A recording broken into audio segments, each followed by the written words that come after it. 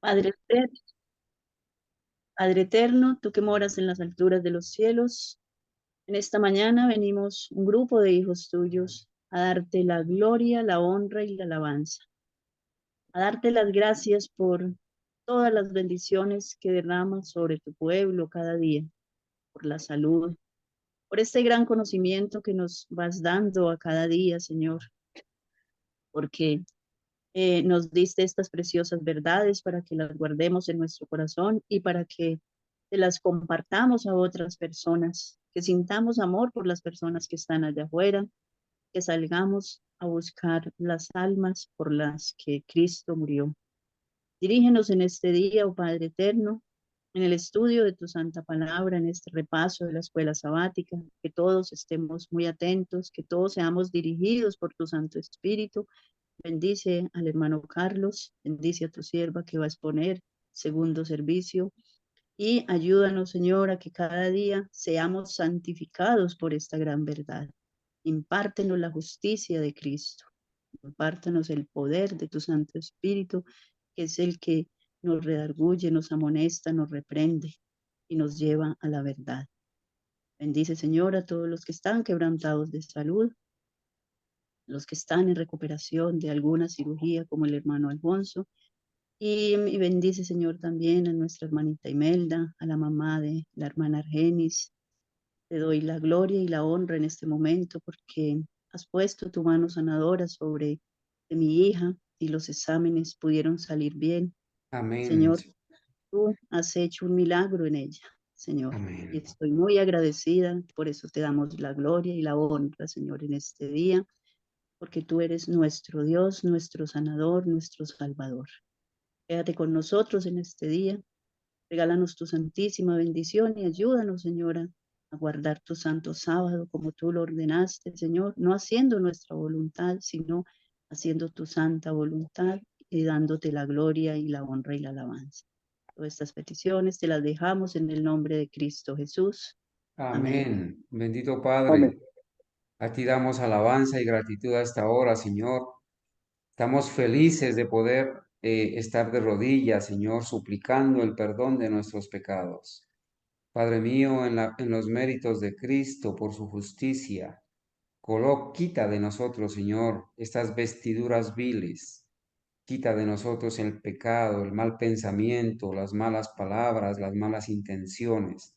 Señor, las malas actitudes, quita de nosotros y colócanos tus vestiduras de justicia, Señor. Que en Amén. los méritos de Cristo podamos ser perdonados. Que todo eso que hemos hecho mal o pensado mal, Señor, quede atrás. Amén.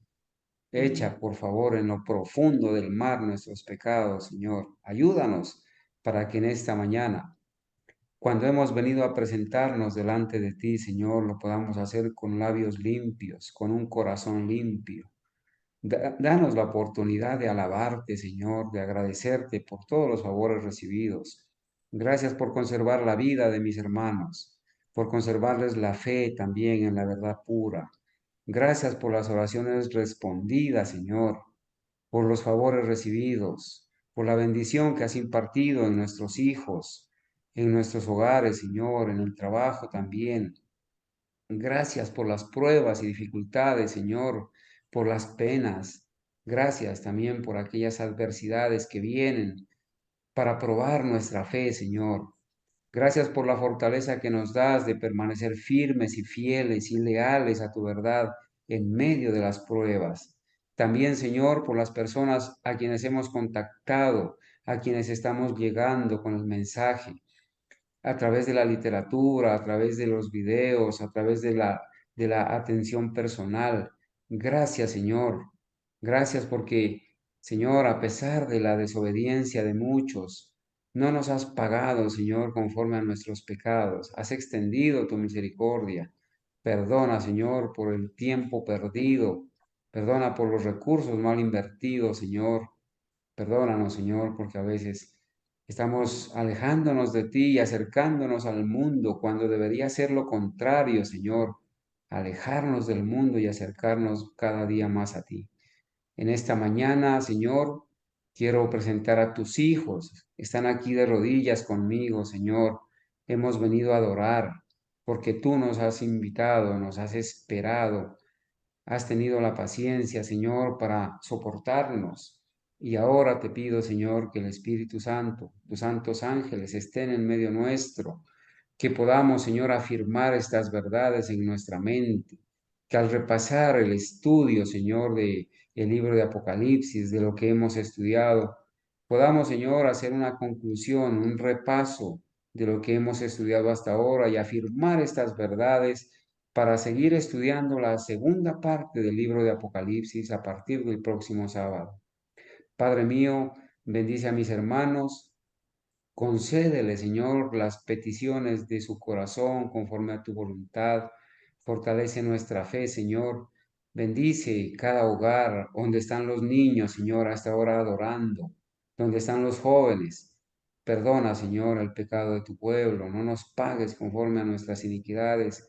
Y ayúdanos, Señor, a ser aceptados delante de ti en la justicia de Cristo.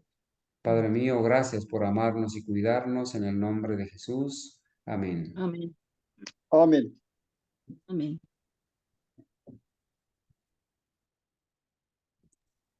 Amén.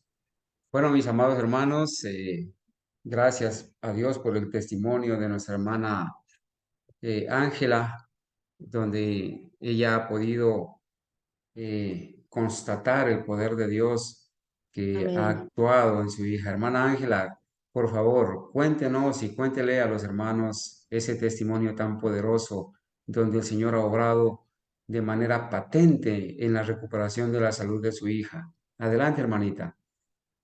Sí, claro, mi hermano. La gloria para el Señor. Bueno, mi hija, ella se puso malita porque, bueno, en violación a las leyes de la salud. A pesar de eso, Dios es de grande misericordia.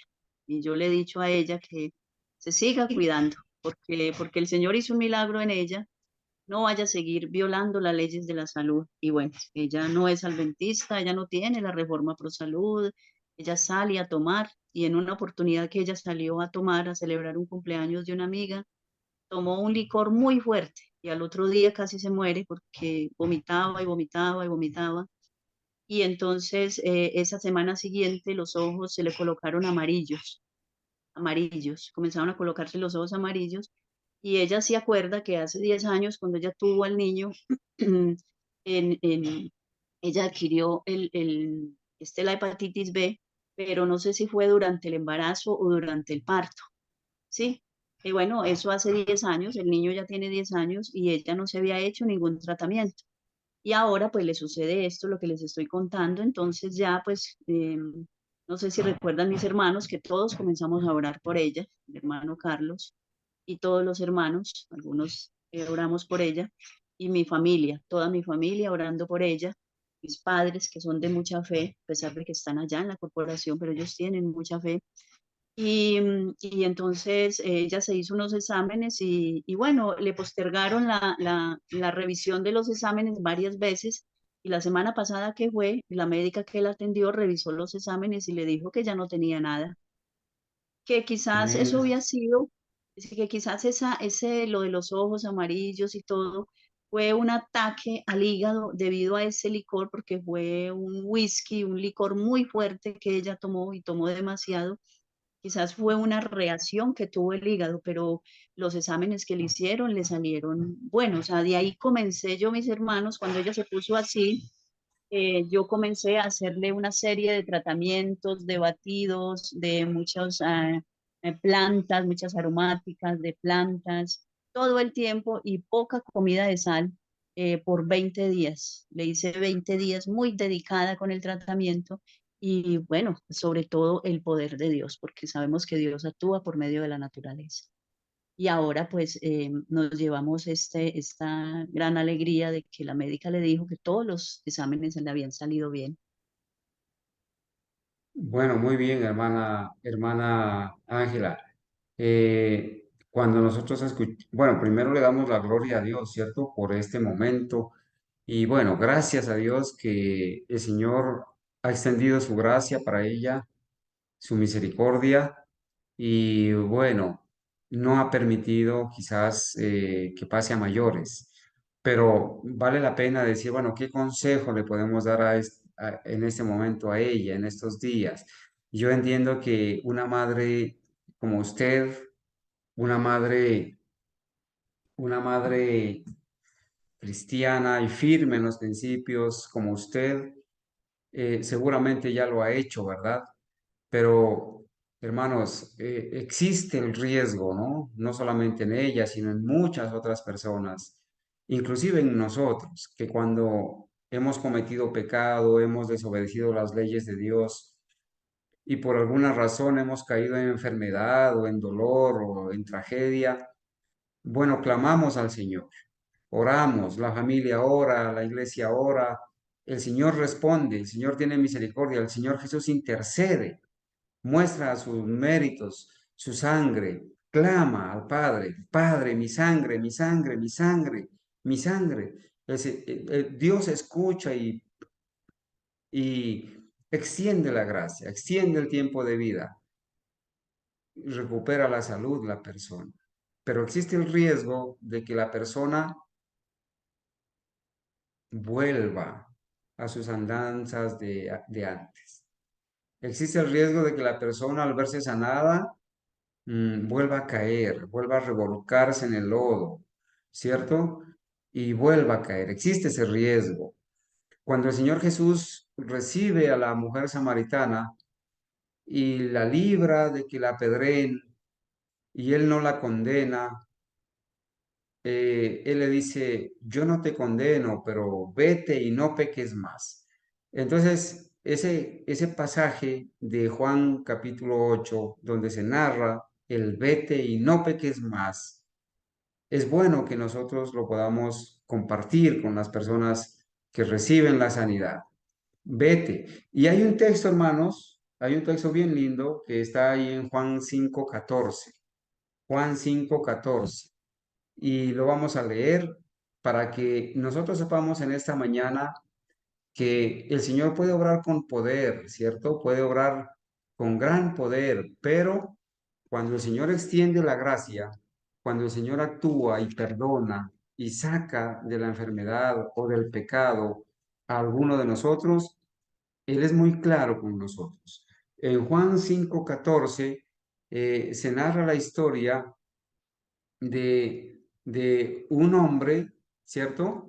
Que había sido, que era paralítico, dice el versículo 1 dice, después de estas cosas había una fiesta de los judíos y subió Jesús a Jerusalén y había, bueno, y allí había el estanque de Betesda y allí habían enfermos, ciegos, cojos, paralíticos y dice el versículo 5 y había allí un hombre que hacía 38 años que estaba enfermo, 38 años enfermo, paralítico, ¿cierto?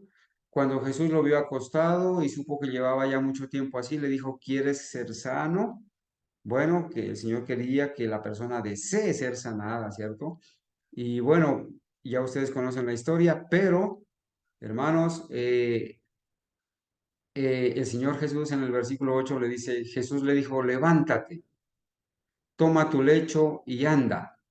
Y al instante aquel hombre fue sanado, tomó su lecho y anduvo. Al instante quería ser sanado, ¿cierto? Y creyó. Él no se puso a preguntarle al Señor, pero ¿cómo me vas a sanar si no me has operado? ¿Cómo me vas a sanar si no me has hecho nada, si no me has hecho no he tomado nada? Él creyó cuando el Señor Jesús le dijo, levántate, toma tu lecho. Él creyó y se levantó, dice, al instante fue sanado. Pero cuando termina todo el relato, hermanos, hay algo bien especial en el versículo 14. El Señor Jesús sabía que este hombre llevaba 38 años acostado, paralítico, por sus pecados. Y la causa de su enfermedad eran sus pecados. ¿Sí? Y el Señor, a pesar de eso, cuando ve el arrepentimiento y la fe sincera de este hombre, lo sana. Pero el Señor le dice algo especial ahí en el versículo 14, ¿cierto? Después dice, le halló Jesús en el templo a este hombre, en el templo, y le dijo, mira, has sido sanado, no peques más. El mismo trato que le dio a la mujer de Samaria. Ha sido sanada, ha sido perdonada, yo no te condeno, pero vete y no peques más. ¿Y por qué le dice esto? Mira, has sido sanado, no peques más, para que no te venga alguna cosa peor. Entonces, vale la pena en estos casos a las personas advertirles. Gloria a Dios porque ha sido sanada o ha sido sanado. Gloria a Dios porque has salido de ese pecado, de esa enfermedad. Pero por favor, no vuelvas atrás, no peques más para que no te venga alguna cosa peor. Bueno, con la ayuda de Dios, hermanos, entonces debemos hacer la clara y la solemne advertencia, ¿verdad? Bueno, hermanos, vamos a entrar en materia. Hoy hemos programado la lección de la escuela sabática y vamos a hacer un repaso de lo que hemos estudiado hasta aquí, del libro de Apocalipsis, del capítulo 1 al capítulo 7 y luego el capítulo 12 y el capítulo 13, ¿cierto? El capítulo 8 al 11 no lo estudiamos en esta escuela sabática, pero sacamos un buen tiempo para estudiar las trompetas que contiene el capítulo 8 y capítulo hasta el capítulo, o de parte del capítulo 11, y en medio está el capítulo 10. El capítulo 10 si no lo estudiamos para nada, ¿cierto? Entonces, en esos 3 meses que estamos terminando hoy, estudiamos la primera parte de las lecciones de la escuela sabática que se tituló así, Estudios en el Apocalipsis, la primera parte de 1918, ¿cierto? 1918, como se diseñó este estudio, ¿cierto? Tuvimos que hacerle algunas correcciones al asunto, pero bueno, valió la pena estudiar. Ha sido de gran bendición estudiar esta parte porque nos ha familiarizado mucho con las lecciones que hay en el Apocalipsis. Hemos estudiado, ¿cierto? Estoy seguro que mis hermanos y yo hemos aprendido muchísimo del Apocalipsis y a la vez hemos estudiado parte del libro de Urias Smith y vamos aprendiendo, vamos paso a paso. Yo antes de entrar en materia, quiero decirles, o por lo menos antes de entrar, no en materia porque ya estamos en la clase, quiero decirles que había una nota introductoria que nos iba a poner el contexto general, ¿cierto? Este notable libro de profecía a menudo se llama el Apocalipsis, una palabra que significa revelación. Por eso en inglés los pioneros y la profeta no citan Apocalipsis, sino revelación, ¿cierto? Y también significa exposición, una declaración. Como dicen las palabras iniciales, la revelación de Jesucristo, dicen. Es una revelación de Jesucristo, dada, noten, dada a Él, a Cristo, por Dios. Dios se la revela a Cristo y transmitida a través del ángel al profeta Juan. Entonces se sigue ese canal. Dios le revela a Cristo, Cristo al ángel y el ángel al profeta Juan y el profeta Juan a las iglesias, a la iglesia. ¿Está bien? El escritor es Juan, el apóstol amado, el mismo que escribió el Evangelio de Juan, ¿cierto? Las cartas primera, segunda y tercera de Juan y el Apocalipsis. Esos 5 libros de la Biblia, del canon bíblico, fueron escritos por Juan, el apóstol amado. ¿Cuándo lo escribió? Probablemente en el año 96 o 97, al finalizar el primer siglo. Ahí escribió el Apocalipsis, donde dice, las visiones se dieron en la árida y rocosa isla de Patmos. El mismo Juan lo dice ahí en el capítulo 1. Yo estaba en el día del Señor, estaba en la isla de Patmos, ¿cierto? Desterrado por causa de la palabra. Y dice que esa isla de Patmos era de unas 15 millas de circunferencia. O sea, una milla es 1,5 kilómetros aproximadamente, 1.600 metros. O sea que darle la vuelta a esa isla más o menos equivalía a, a unas, dice, 15 millas. Si son más o menos unos 22, 23 kilómetros, tenía la circunferencia de esa isla, ¿cierto? en el mar, estaba ubicada en el mar Egeo, que el Imperio Romano usaba como lugar de destierro. Allá en esa isla desterraban a todo el mundo que era condenado, ¿cierto? Y donde Juan había sido exiliado por el emperador Domiciano. Fíjense que se cita al emperador Domiciano y que había sido este emperador romano, Domiciano, lo había desterrado a Juan por causa de la palabra de Dios y por causa del testimonio de Jesucristo. Termina diciendo el comentario, las grandes profecías del Antiguo Testamento se complementan e iluminan por la revelación. Aquí se encuentran muchas profecías de la Biblia. Los símbolos de Isaías, Ezequiel, Daniel y Zacarías viven y se mueven nuevamente ante nuestros ojos en el libro de Apocalipsis. También aquí las grandes figuras típicas del Antiguo Testamento encuentran su lugar en antitipos muy ampliados, por ejemplo el santuario, ¿cierto? El día de la expiación, las antiguas profecías y visiones de los sufrimientos, los triunfos y la gloria de Cristo, con el fruto de toda la siembra de los siglos, son más gráficamente retratados clara y gloriosamente en la revelación de Jesús, ¿cierto? Bueno, eso es una nota introductoria. ¿Qué estudiamos en estos 3 meses, hermanos? Estudiamos el capítulo 1, del 1 al 18. A mí me gustaría que los hermanos, por favor, tomen nota de esta parte, porque en la clase práctica que vamos a hacer, hoy vamos a hacer una clase dinámica, una clase práctica, ¿cierto? No vamos a hacer una exposición normal como la hace cualquiera de nuestros hermanos o este servidor. Vamos a hacer una clase práctica. Primeramente vamos a dar las referencias para que se responda a las preguntas de la lección número 13. Esta lección 1, que se tituló así, la revelación de Jesucristo, se estudió en el capítulo 1 de Apocalipsis, de los versículos 1 al 18. Ahí estudiamos esta primera lección. Pasamos luego a la segunda lección que nosotros estudiamos con el título de El viviente entre las iglesias. Y entonces allí estudiamos Apocalipsis capítulo 1 de los versículos 9 al 20. Volvimos a repasar esa parte. El viviente entre las iglesias, el que se mueve en medio del candelero, ¿cierto? La lección número 3, en la lección número 3, ¿qué repasamos? La iglesia de los primeros siglos.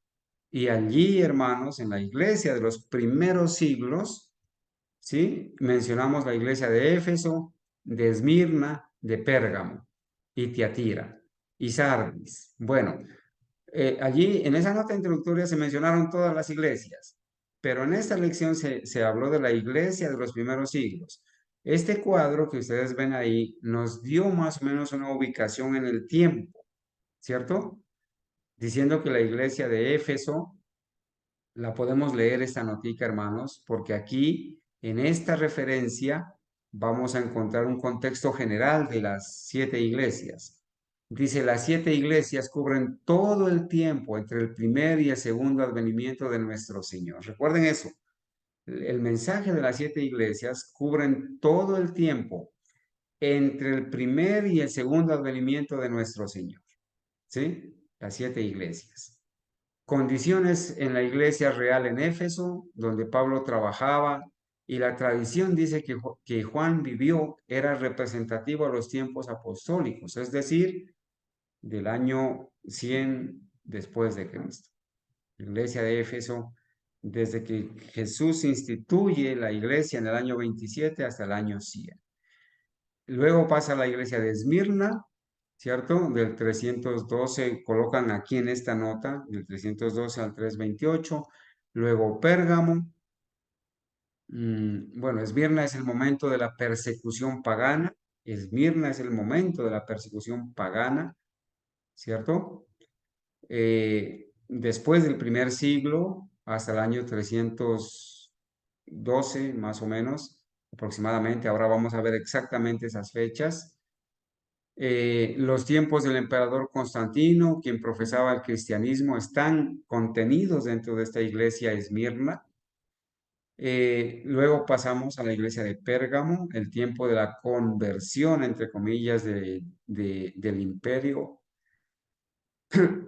Pasamos al establecimiento del papado en la iglesia de Pérgamo en los días del 533 al 538. Establecimiento del papado quiere decir establecimiento con autoridad, donde se nombra al obispo de Roma como cabeza de todas las iglesias, porque realmente el papado surgió cuando el cristianismo, después del primer siglo, se une con el paganismo, con el Estado, busca el apoyo del Estado y entonces surge el sistema papal, surge el hombre de pecado, ¿cierto? La iglesia de Tiatira, el tiempo de supremacía papal, durante la larga Edad Oscura y una extensión limitada hasta el final, del 538 a 1798. Luego Sardis, el periodo siguiente a la supremacía papal, de 1798 a 1833, iglesia de Sardis. Luego viene la iglesia de Filadelfia, desde el aumento del movimiento adventista alrededor de 1833 a 1844, y a partir de 1844 la iglesia de la Odisea, desde la apertura de la hora del juicio en 1844 hasta el final, hasta la segunda venida de Cristo. Estas condiciones no siempre comienzan y terminan abruptamente por fechas definitivas. Ellos se superponen, uno se mezcla con el otro, ¿sí? A veces no necesariamente termina uno cronológicamente y empieza otro, no. A veces se regresa un poquito, se pasa, pero básicamente este es el marco general del tiempo de las 7 iglesias. Acá, hermanos, en la lección número 4 vimos la iglesia de la Edad Media. Bueno, en la iglesia de los primeros siglos, ¿cierto? ¿Qué iglesias se mencionaron? ¿Qué iglesias se mencionaron en la iglesia de los primeros siglos? Se mencionó la iglesia de Éfeso y la iglesia de Esmirna, ¿sí? La iglesia de los primeros siglos hizo referencia a la iglesia de Éfeso y la iglesia de Esmirna. Luego pasamos aquí a la lección 4 y estudiamos la iglesia de la Edad Media.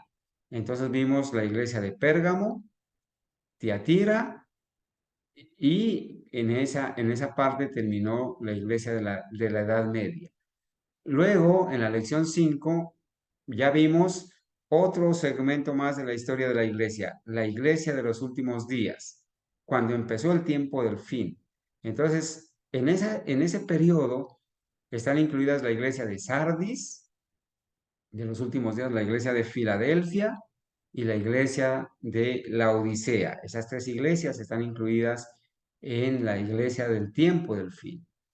Seguidamente, hermanos, seguidamente, pasamos nosotros a la lección 6 y ya pasamos a Apocalipsis 4 y 5, donde vimos la visión del santuario celestial, donde se exalta al Cordero como digno de tomar el rollo y abrir sus sellos, ¿cierto? La adoración en el cielo, Apocalipsis 4 y 5. Y también vimos, gracias a Dios, que pudimos estudiar la lección 7 de Apocalipsis 6 del 1 al 11, que es la apertura de los 7 sellos. También fue un repaso a esos periodos representados con los diferentes caballos y sus colores, un repaso de la historia de la iglesia, ¿verdad? Y confrontamos, pudimos ver esos diagramas interesantes de los 7 sellos también. En la lección siguiente, que es la lección 8, vimos las señales de los últimos días y la obra del sellamiento. Una lección bien interesante, hermanos, de las señales que iban a suceder en el 6º sello, ¿cierto?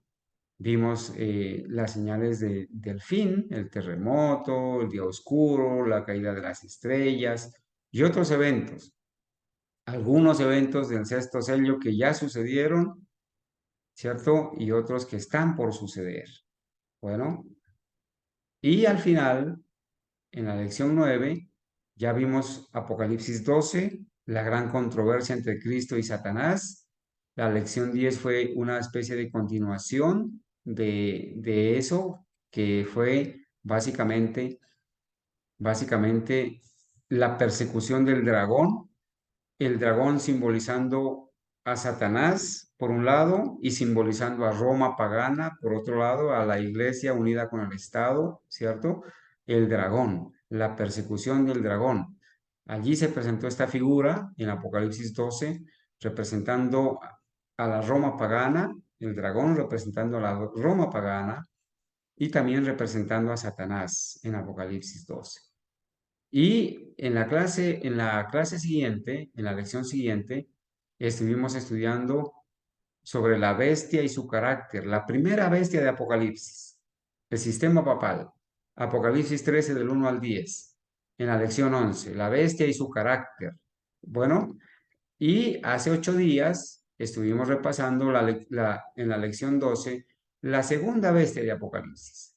Estuvimos repasando esta bestia de Apocalipsis 13, del 11 al 18, los Estados Unidos en la profecía, un sistema perseguidor de los últimos días. Esta vez, hermanos, entonces vamos a estudiar entre todos. Hicimos un repaso aquí general, un vistazo, no es un repaso, un vistazo general a lo que estudiamos, ¿cierto? En las 2 lecciones anteriores. Eso fue lo que, eso es lo que, este es un vistazo general. Pero ahora sí vamos a hacer el repaso. El repaso, y este repaso se condensa en esta lección 13 y se titula Una revisión del Apocalipsis. Entonces, ¿qué vamos a hacer? En el tiempo que nos queda, vamos a responder estas preguntas. Pero ¿cómo las vamos a responder? Voy a darles un espacio, hermanos. ¿Sí? De acuerdo a las preguntas, aquí vamos a ir, mire, vamos a ir analizando primero el capítulo 1 de Apocalipsis. ¿Sí? Porque este repaso es del capítulo 1 al capítulo 7, el capítulo 12 y el capítulo 13. Entonces vamos a repasar el capítulo 1. ¿Y cómo lo vamos a repasar? Con 2 preguntas, respondiendo 2 preguntas. Luego repasaremos el capítulo 2 y 3 de Apocalipsis. Luego vamos a repasar el capítulo 4 del versículo 1 al capítulo 7, versículo 8, ¿cierto? De los 7 sellos. Perdón, capítulo 4 del versículo 1 hasta el capítulo 7 y también algo del capítulo 8. Y luego vamos a repasar el capítulo 12 y finalizaremos repasando el capítulo 13 con estas preguntas.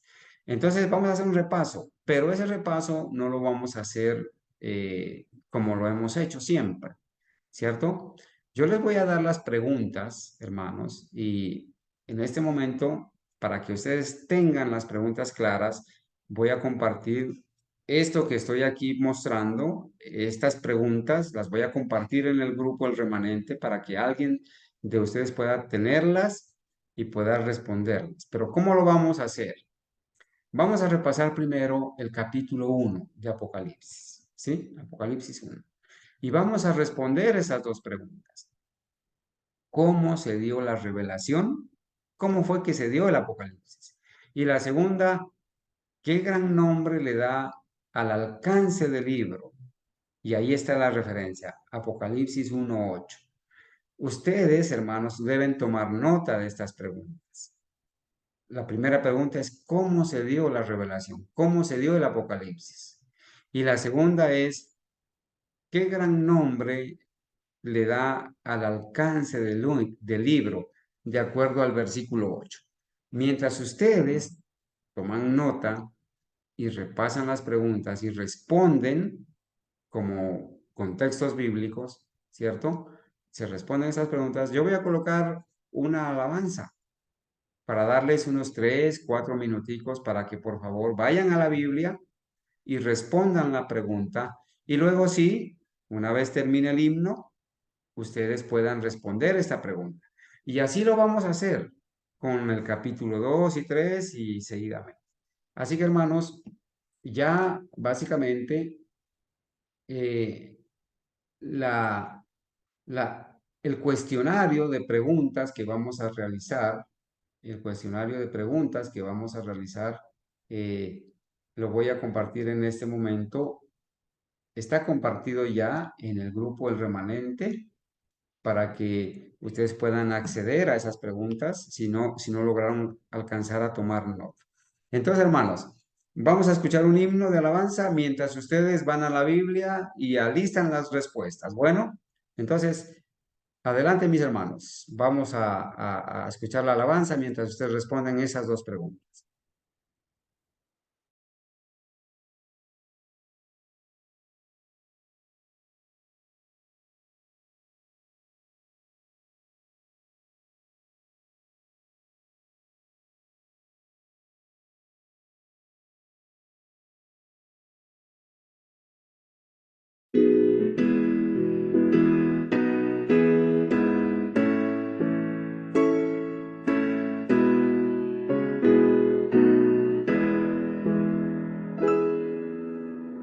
Promesa dulce, yo vendré y a los que sufren salvaré.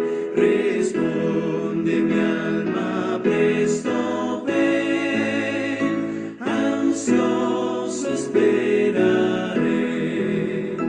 Ven, Señor, mi Redentor, ven, Señor, mi Redentor.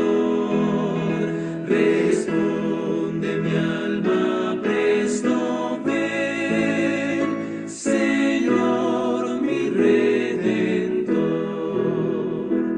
Los santos vuelven a vivir, al cielo todos subirán, y en tierra dado años mil ha de quedarse atrás.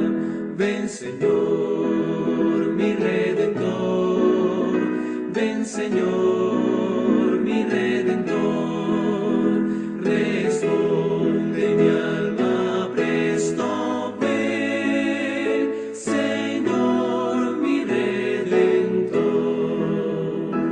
Desciende entonces la ciudad, los malos levantados son a oír el fallo de su juez, eterna perdición.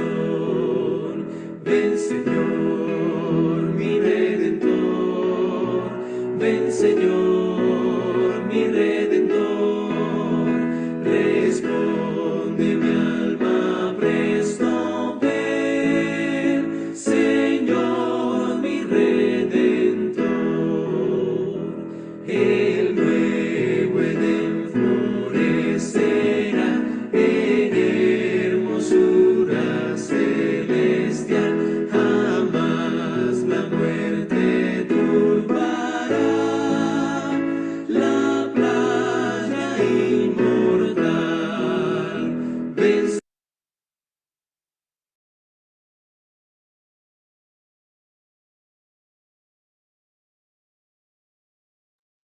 Bueno, mis hermanos, quizás esas dos preguntas son muy sencillas, ¿cierto? Para responderlas. Entonces, vamos a responderlas, hermanos. La primera pregunta es, ¿cómo? Vamos a repasar el capítulo 1, recuerden. ¿Cómo se dio el Apocalipsis?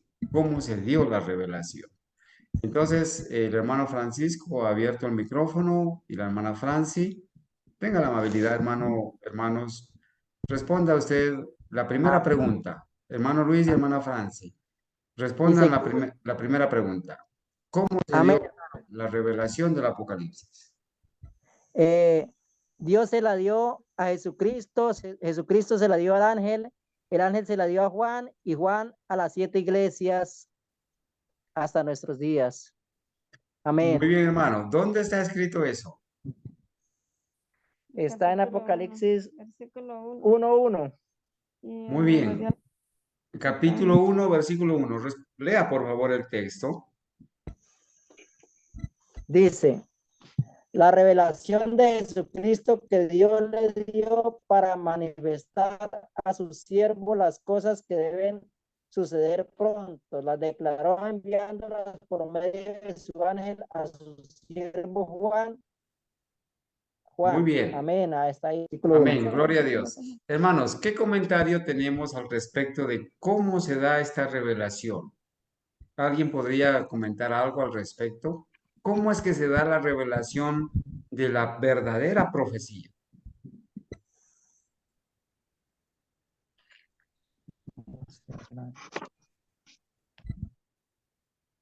Bueno, hermano, pues el versículo 1 explica todo muy explícitamente y vemos que es una profecía tan importante y aquí hace énfasis quienes estuvieron involucrados en eso.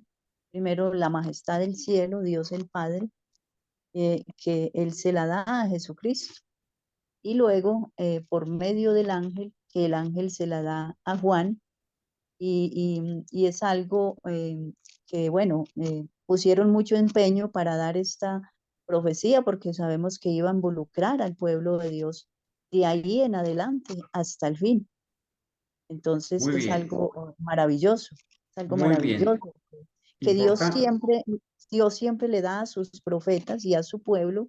Por eso Dios siempre escoge a un profeta en todo tiempo, porque Él no hace nada sin que revele sus secretos a sus siervos, los profetas. De hoy, hablando de esto, hermano Carlos, y para todos los hermanos, el tema del segundo servicio se va a referir al tema de los profetas. Amén, amén, hermana Ángela, muchas gracias. Entonces, bueno, es muy importante que tengamos el panorama claro, hermanos. Cuando Dios se revela al verdadero profeta, sigue este canal. Dios al Hijo, a Jesucristo, Jesucristo al ángel y el ángel al profeta y el profeta al pueblo. Entonces, ¿cómo podríamos nosotros contrarrestar? Porque una de las señales del fin son los falsos profetas. ¿Cómo puede contrarrestar usted, hermano, a un pentecostal o a cualquier otra persona que le dice, es que allá en mi iglesia sí dan profecía? Entonces, respondan esa pregunta. ¿Cómo puede usted contrarrestar o derribar esa falsa profecía de otras iglesias? Por favor, conteste todos menos la hermana Ángela. Hermana Ángela va a tener el espacio, ¿cierto? Para presentar esta palabra. ¿Cómo podemos contrarrestar? Opinen, hermanos, por favor.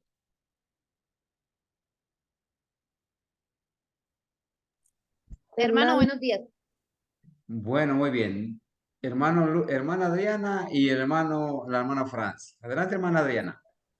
Hermano, pues yo pienso que les podríamos decir que, según Apocalipsis, las profecías están dadas del Padre al Hijo y el Hijo a su ángel, así como decía el hermano Luis, y que eso a través de los tiempos, o sea, esa regla, esa medida, se tiene que dar en todas las profecías que nosotros tenemos en estos tiempos.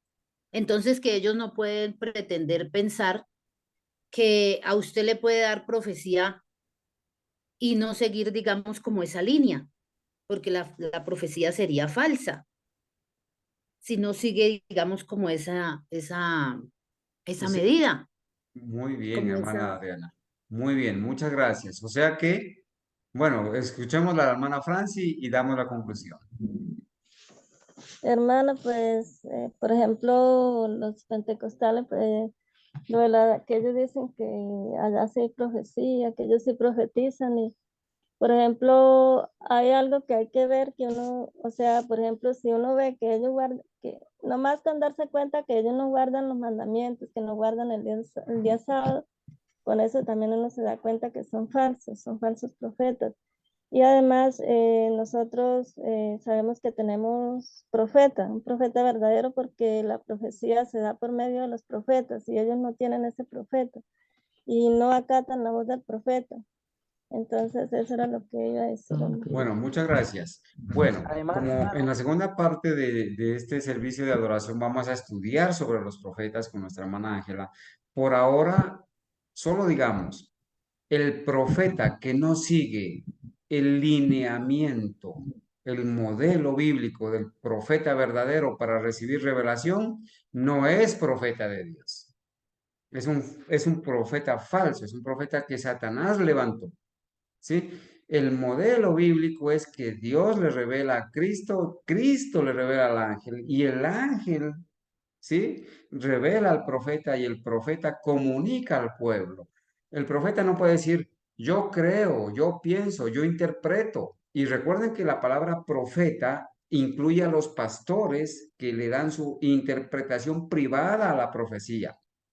Y podríamos decir aquí abiertamente, libremente, que Esteban Bor, Hugo Gambetta, Arturo Quintero, David Gates son falsos profetas, falsos pastores. Por ahora voy a dejar allí porque en el segundo tema pues vamos a ampliar al respecto. Segunda pregunta, ¿qué gran nombre le da o se le da al alcance del libro? Mire, el libro presenta aquí en lo que se ha hecho en el primer capítulo, se le da un alcance al libro. ¿Qué tanto abarca el libro de Apocalipsis? ¿Cómo respondieron ustedes de acuerdo al versículo 8? Leamos el versículo 8 que dice así: Yo soy el alfa y la omega, principio y fin, dice el Señor, el que es, el que era y que ha de venir, el Todopoderoso. Entonces, ¿con qué gran nombre o qué gran nombre se le da al alcance, a todo lo que abarca el libro? ¿Cómo podríamos responder aquí? ¿Quién respondió, por favor? Bueno, dice que Él es el alfa y el omega, el todopoderoso. O sea, sabemos que el alfa y el omega significa el principio y el fin, ¿sí? El alfa es el principio y la omega es el fin. Pues Muy según lo que bien. leímos en el capítulo, en el versículo 8. Perfecto. Entonces, ¿cómo responderíamos? ¿Con qué gran nombre se lo reconoce al Apocalipsis? ¿O qué gran nombre se le da al alcance de todo lo que abarca el Apocalipsis? ¿El Apocalipsis abarca qué, hermanos? Desde el principio Hasta el hasta fin. el fin. El Desde el Apocalipsis, hermanos, en el Apocalipsis convergen todos los libros de la Biblia. Creo que mi hermano Alfonso o alguien encendió el micrófono. Sí, Adelante, hermano, hermano.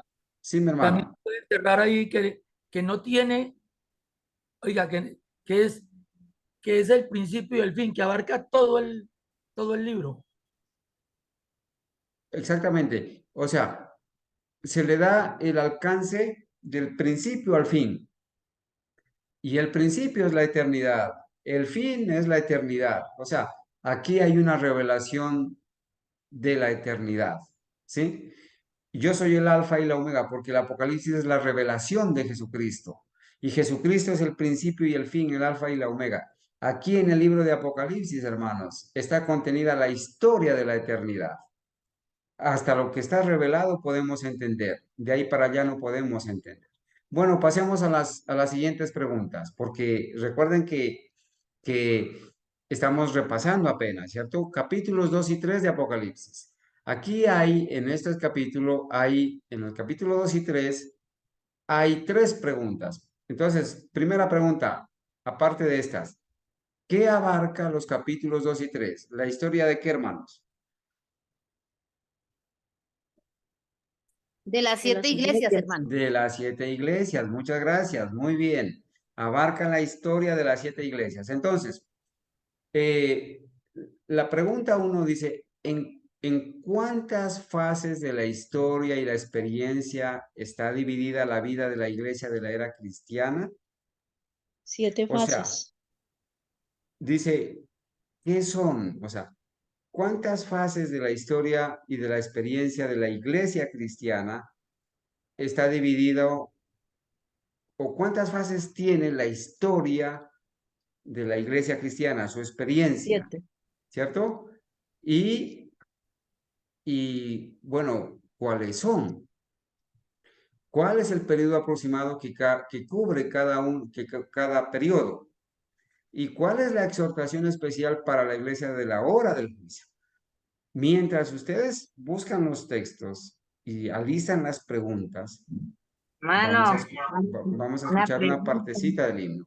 Hermana Denis, la escucho.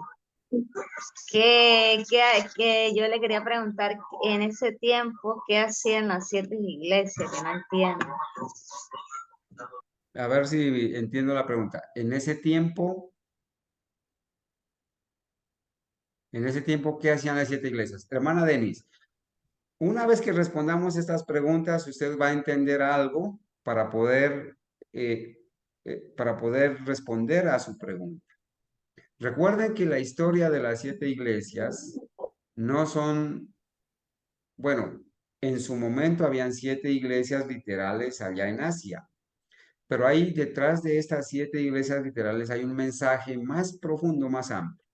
Mientras los hermanos alistan la pregunta, ¿sí? Y quizás los que están reunidos en casa se ponen de acuerdo, opinan.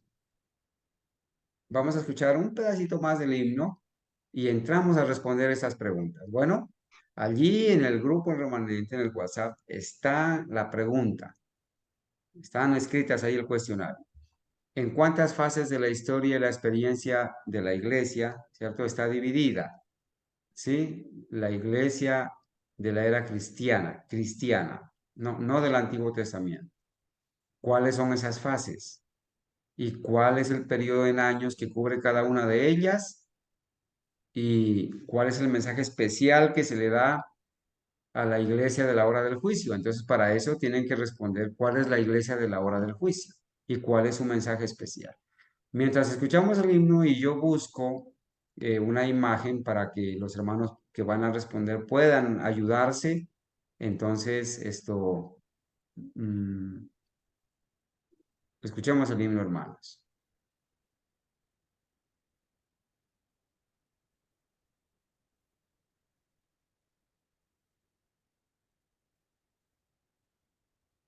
Señor, mi Redentor, ven Señor, mi Dani, Redentor, responde mi alma presto, ven Señor, mi Redentor.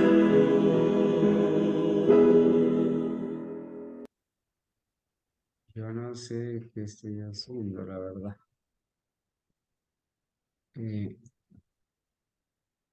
Yo tenía aquí, yo abrí, mi amor, el libro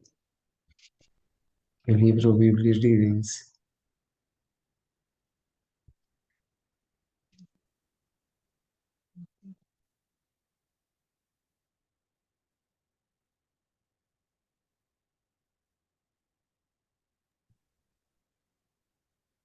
Bueno, mis hermanos, entonces vayamos, ¿cierto? Vayamos a responder exactamente las preguntas. Bueno, vamos a avanzar hasta donde podamos, ¿cierto? Estamos repasando ahora capítulo 2, capítulo 3. La pregunta es, ¿en cuántas fases de la historia y la experiencia está dividida la vida de la iglesia de la era cristiana? ¿Y qué son? ¿Cierto? 7, hermano. ¿Cuál es el periodo aproximado que cubre cada uno de ellos? Entonces, hermana Adriana, responda. ¿En cuántas fases está dividida la historia de la iglesia en el tiempo y cuáles son los periodos que cubre? Adelante, hermana Adriana. Hermano, pues está dividida en 7 momentos de la iglesia, pero ahí se está refiriendo a la misma iglesia, ¿sí? Pero nos relata en cada época de cada iglesia literal cómo se encontraba en ese momento la iglesia del Señor, el remanente, ¿sí? A través de la historia. Y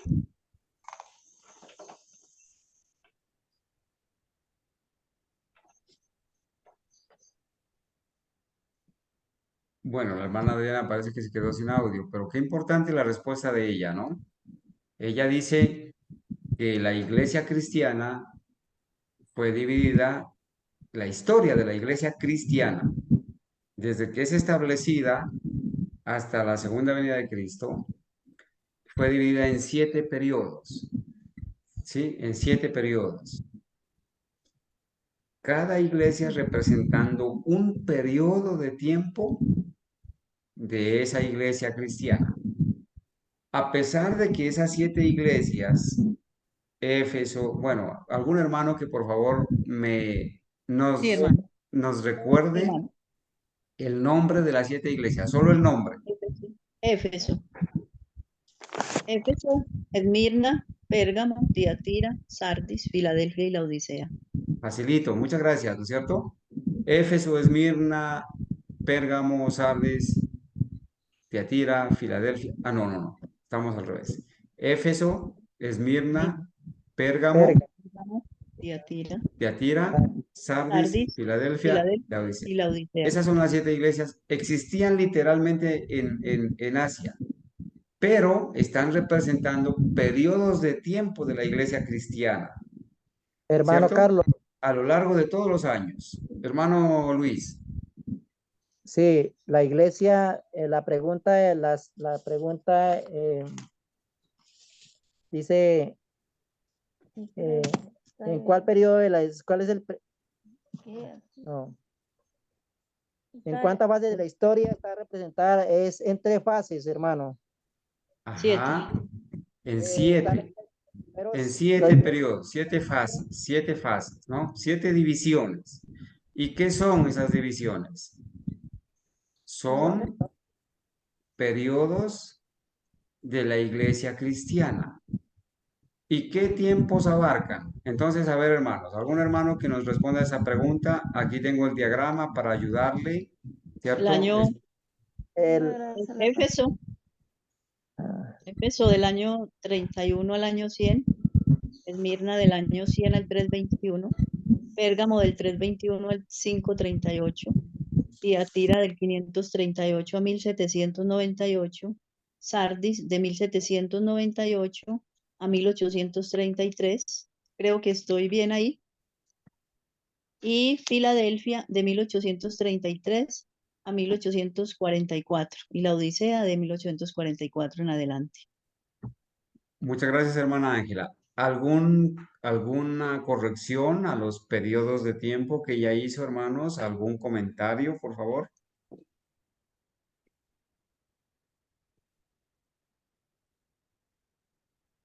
A ver, hermanos, vamos con la primera iglesia. Aquí tenemos un diagrama que está en la página 412 del libro Lecturas de la Biblia para el Círculo del Hogar. Y ustedes tienen apuntado las fechas que nuestros pioneros en conjunto aceptaron para los periodos de la iglesia. Aquí veamos, hermanos, entonces, aquí el diagrama está, lo presentamos así, no sé cómo puede esto voltearse, ¿cierto?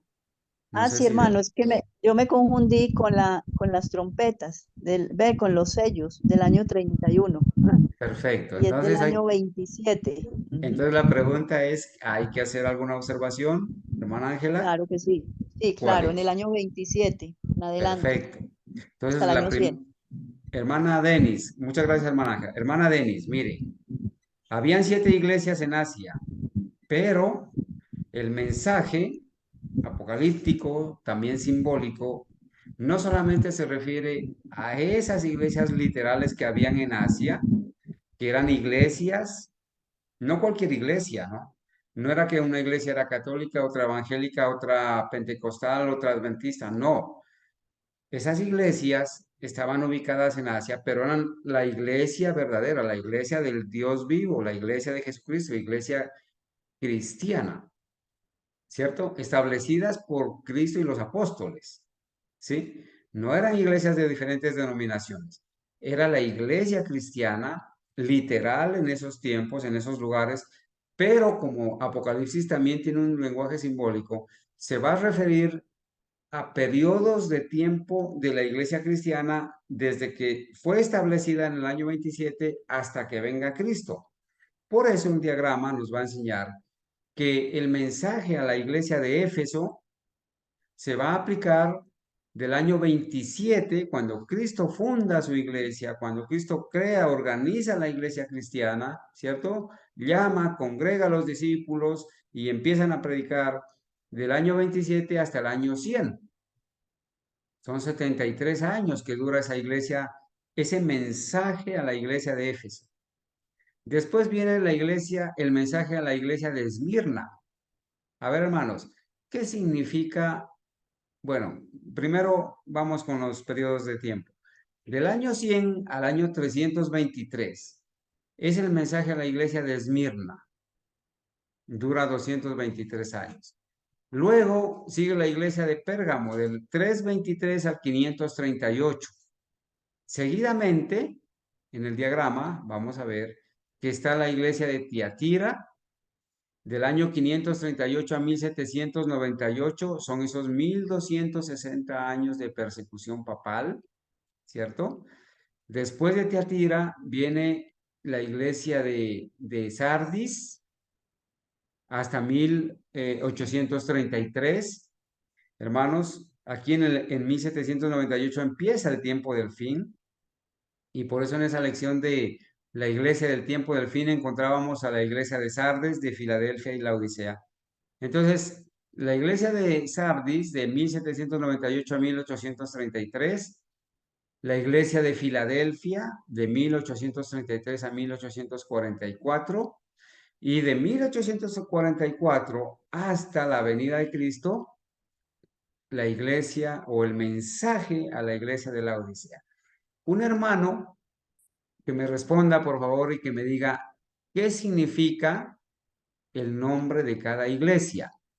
¿Qué significa Éfeso, Esmirna, Pérgamo? ¿Qué significa Tiatira, Sardis, Filadelfia y la Odisea?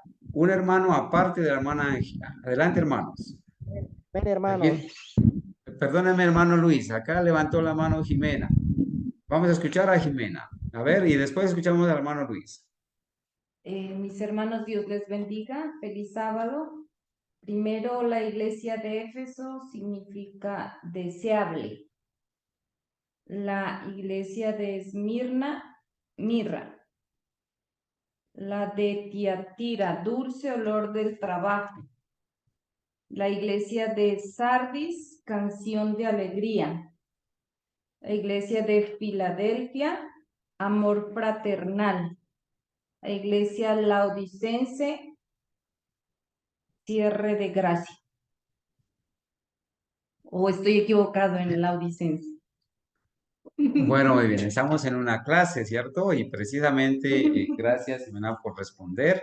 ¿Alguna observación, alguna aclaración? La palabra la tiene el hermano Luis. Adelante, mi hermano.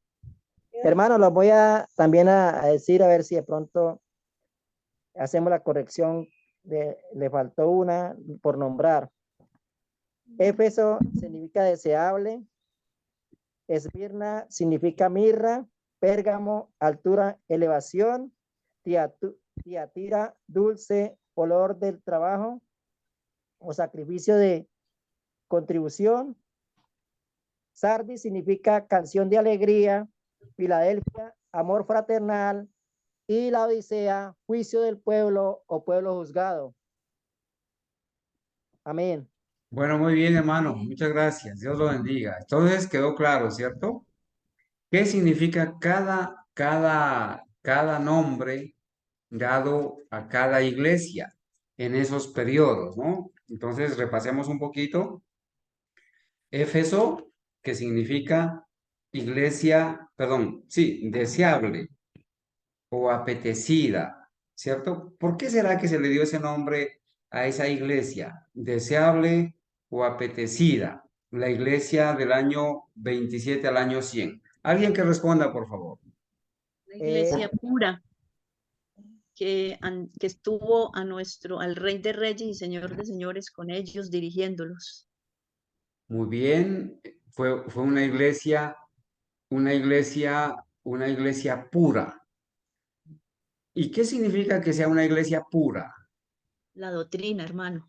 Muy bien, La pobreza doctrinal. perfecto, que tenía una pureza doctrinal. ¿Ustedes creen que nosotros anhelamos ser como Éfeso? ¿Se aplicará el mensaje a la iglesia de Éfeso a nosotros? Desearíamos que se aplique. Hermano, Entonces voy a hacer una pregunta, hermanos. A ver, voy a escuchar al hermano Luis y luego hago la pregunta. Adelante, hermano Luis.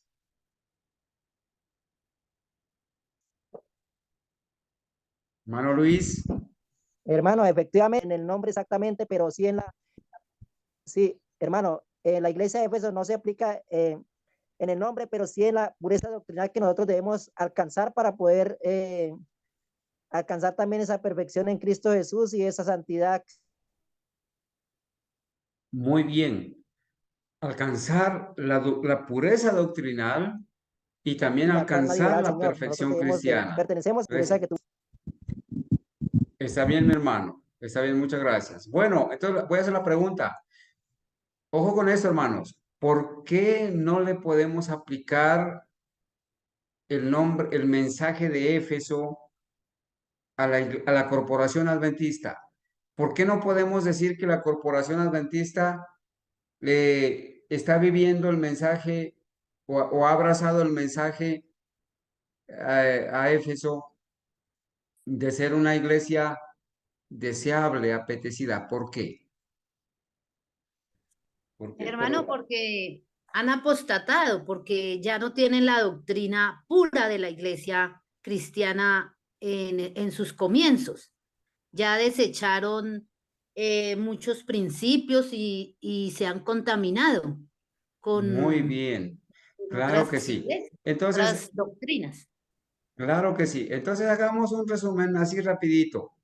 Mencionemos cuáles son las doctrinas que no son puras y que enseñan la corporación adventista. Así rapidito, en los La dedos. naturaleza, la naturaleza de Cristo, la expiación en la cruz, renunciamiento al don profético, la unión iglesia y el Estado.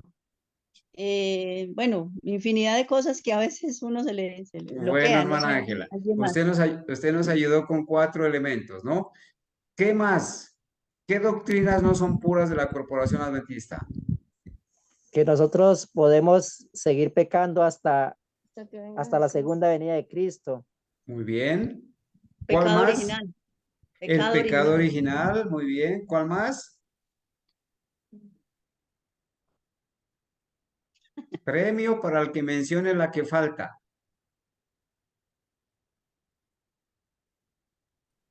Hermano, Oh, la deidad. a ver, está cerca, hermana. La Trinidad. La Trinidad. Eso, sí, sí, La, sí. la, la deidad es bíblica. La divinidad Sí, es bíblica, ¿cierto? La divinidad de 3 personas. Pero la Trinidad es una doctrina pagana, ¿cierto? Por eso no se le puede aplicar el mensaje de deseable o apetecida a la corporación adventista. Bueno, muy bien, hermanos. Entonces, vamos a volver a la siguiente pregunta, ¿cierto? Vamos a volver a la siguiente pregunta. Aquí voy a necesitar un poquito de... muy bien. ¿Cuál es el periodo aproximado que cubre cada una? Ya lo dijimos. Pregunta 3. ¿Cuál es la exhortación especial para la iglesia de la hora del juicio? Entonces, ¿cuál es la iglesia de la hora del juicio? La Odisea. Ajá. ¿Y por qué se le llama a la iglesia de la Odisea la iglesia de la hora del juicio? Ya la hermana Ángela contestó y dijo, es la iglesia de la Odisea. La iglesia de la hora del juicio es la iglesia de la Odisea. Se llama la Odisea. ¿Por qué se le llama así? porque es la iglesia de los últimos tiempos, o sea, la nuestra, la que estamos viviendo en esta época. Bueno, pero gracias hermana, pero a la iglesia del tiempo del fin, ahí está Sardis, Filadelfia y la Odisea. ¿Por qué se le llama, o qué, cuál es la exhortación especial para la iglesia de la hora del juicio que se llama la Odisea? ¿Cuál es esa exhortación especial? Por tanto, yo te aconsejo que de mí compres oro refinado Perdóneme, en fuego. ¿dónde está escrito? Cita el texto, por favor. Apocalipsis 3:18. A ver, vamos a leer ahí en Apocalipsis 3:18 la exhortación a la iglesia de la hora del juicio. ¿Cuál es la respuesta correcta y abarcante de esta pregunta? Antes de leer la exhortación, ¿cuál es la iglesia de la hora del juicio? Es la Odisea. ¿Por qué la Secuest- Odisea? ¿Por qué la Odisea es la iglesia de la hora del juicio, hermanos? ¿Por qué la Odisea es la iglesia de la hora del juicio?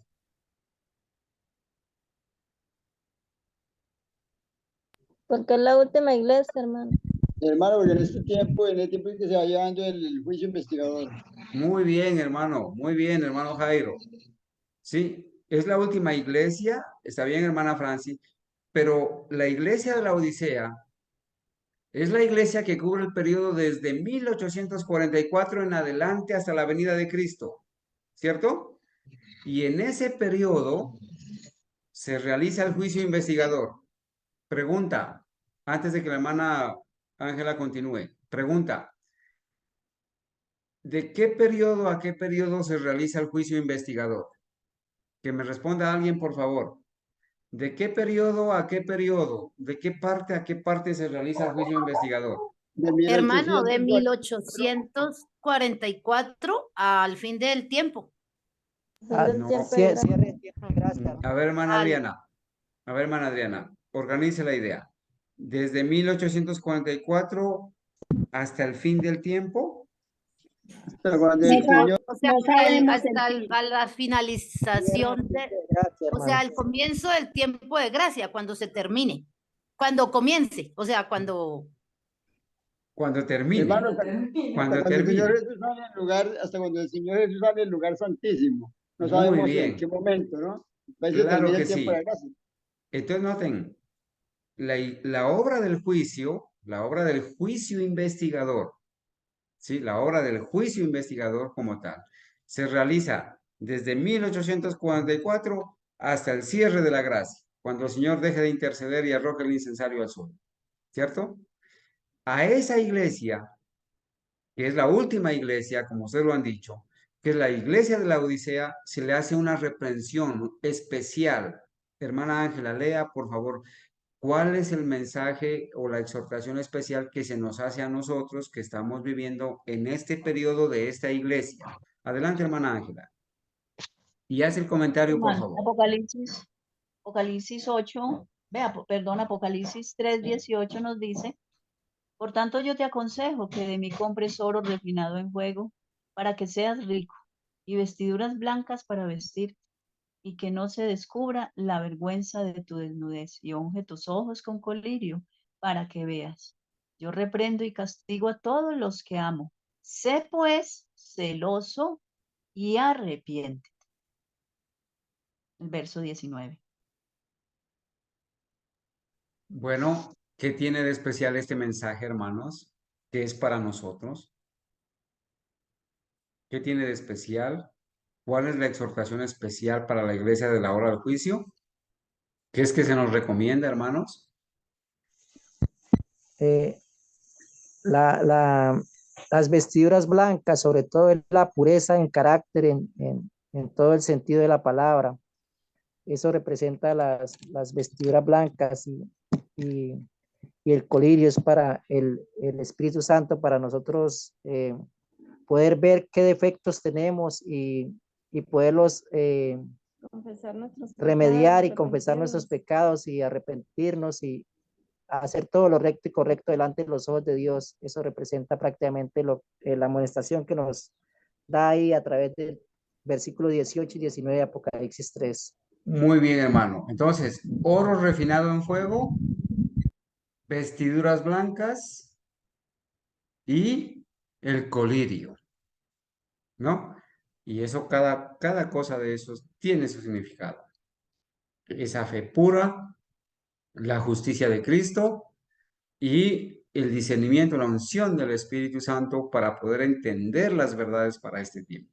Bueno, hermanos, pasemos entonces al resumen del capítulo, de los capítulos 4 del 1 al 7 y algo del versículo 8. ¿Qué contiene el capítulo 4 al 7 de Apocalipsis? ¿La historia de qué, hermanos? La historia de los 7 sellos. La historia de los 7 sellos. Entonces, vamos a hacer las preguntas. ¿Qué interés despertó la apertura del libro sellado? Cuando se abrió ese sello, algo pasó, ¿sí? ¿O por qué causó en Juan interés de que se abra ese libro? ¿Qué interés? ¿Qué había en ese libro? Bueno, hermano, el apóstol Juan estaba preocupado porque ese libro estaba sellado y nadie lo podía abrir. Ajá. Entonces, ese fue la preocupación de él y el llanto de él. Estaba sufriendo, ¿no es cierto? Muy bien. ¿Alguien más? ¿Qué interés despertó la apertura del libro sellado?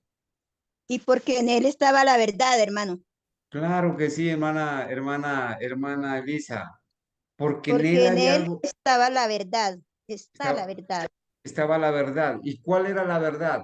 ¿Qué era lo que estaba esperando Juan que diga ese libro? Había unas cosas especiales que Juan estaba esperando ver en ese libro. ¿Cuáles eran esas cosas especiales? ¿Qué se le había dicho en el capítulo 1? Hermanito, ahí sí, no me acuerdo. Tranquila, tranquila, hermana, para todos. Hermano, Sí, se le había dicho que iban a ser reveladas las cosas que iban a suceder muy bien. ¿Qué iban a suceder cuándo? Pronto. pronto. Pronto. Entonces Juan estaba esperando ver cuáles eran esas cosas que debían suceder pronto y se puso a llorar, o sea, se angustió al ver que alguien preguntó, bueno, ¿quién es digno de abrir, de tomar el libro y de abrir sus sellos?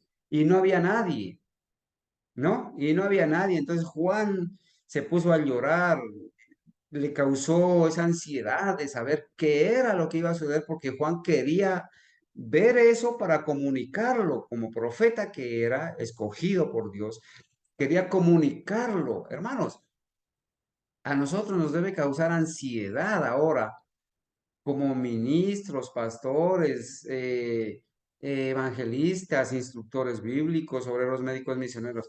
Nos debe causar ansiedad buscar la verdad para comunicarla a otros. Nos podríamos poner angustiados a investigar, a saber cuál es la verdad que se tiene que predicar a otros, a abrazarla, apoyarla, afianzarla, entenderla para poderla comunicar a otros, que despierten en nosotros. Segunda pregunta, ¿qué reveló la ruptura de cada sello? A ver, ¿qué reveló? Cuando se rompe o cada sello y se abre, ¿qué está revelando la apertura de cada sello o la ruptura de cada sello? Cada vez que se abre un sello, ¿qué revela? El estado espiritual de cada iglesia, en el tiempo pues que han vivido las iglesias. O sea, ¿Y el qué más? periodo de la era cristiana. O sea, el Muy estado bien, espiritual de la iglesia en estas eras.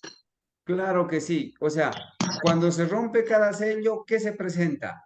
Se vuelve a presentar la historia de la iglesia y el estado espiritual. El caballo blanco, a ver, alguien que me haga acuerdo, por favor, que nos haga acuerdo. ¿Cuáles fueron esos 7 sellos? Los primeros 4, por favor. Caballo blanco, la primera iglesia. El caballo negro, la segunda. El Ajá. caballo rojo. El caballo rojo a la tercera y el caballo amarillo a la cuarta. De ahí en adelante no hay más, No hay más digamos, caballos, ¿no es ilustración. cierto? No hay más caballos, o sea, No no hay hay más más símbolos de caballos, caballos. ¿cierto? Pero ahí siguen los sellos. Entonces, cuál sería, digamos así, la continuación de esos 7 sellos? ¿Cuál sería?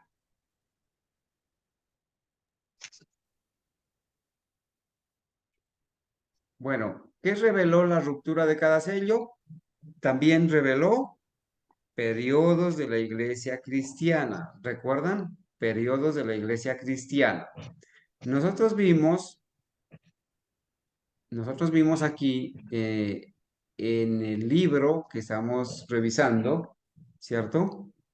En el libro que estamos revisando, vimos, perdóname aquí un ratito, vimos esta figura, pero es necesario que vayamos un ratito antecito de este libro está en inglés, ¿cierto? Pero hay unos diagramas que nos ayudan para ver la historia de los 7 sellos. Mientras tanto, algún hermano que por favor haga memoria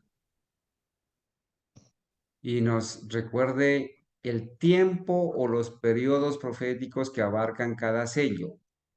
Alguien debe tenerlos anotados, por favor. Hermano, el primer sello fue del año 31 al 100. Muy bien. El segundo iba del 100 al 323. Muy bien. El tercero del 323 al 538. Muy bien. Luego del 538 al 1517. Así es. Y del 1517 a... bueno, 1517, 1517 a 1700. Ay, no se me olvidó ese. Aquí está el diagrama, hermanita. ¿Alcanza a mirar? Hermano, no lo veo. Ah, ya. ¿Está bien? A 1755, ¿no? Ay, sí, hermano, a 1755. El quinto sello. ¿Y el sexto sello? De 1755.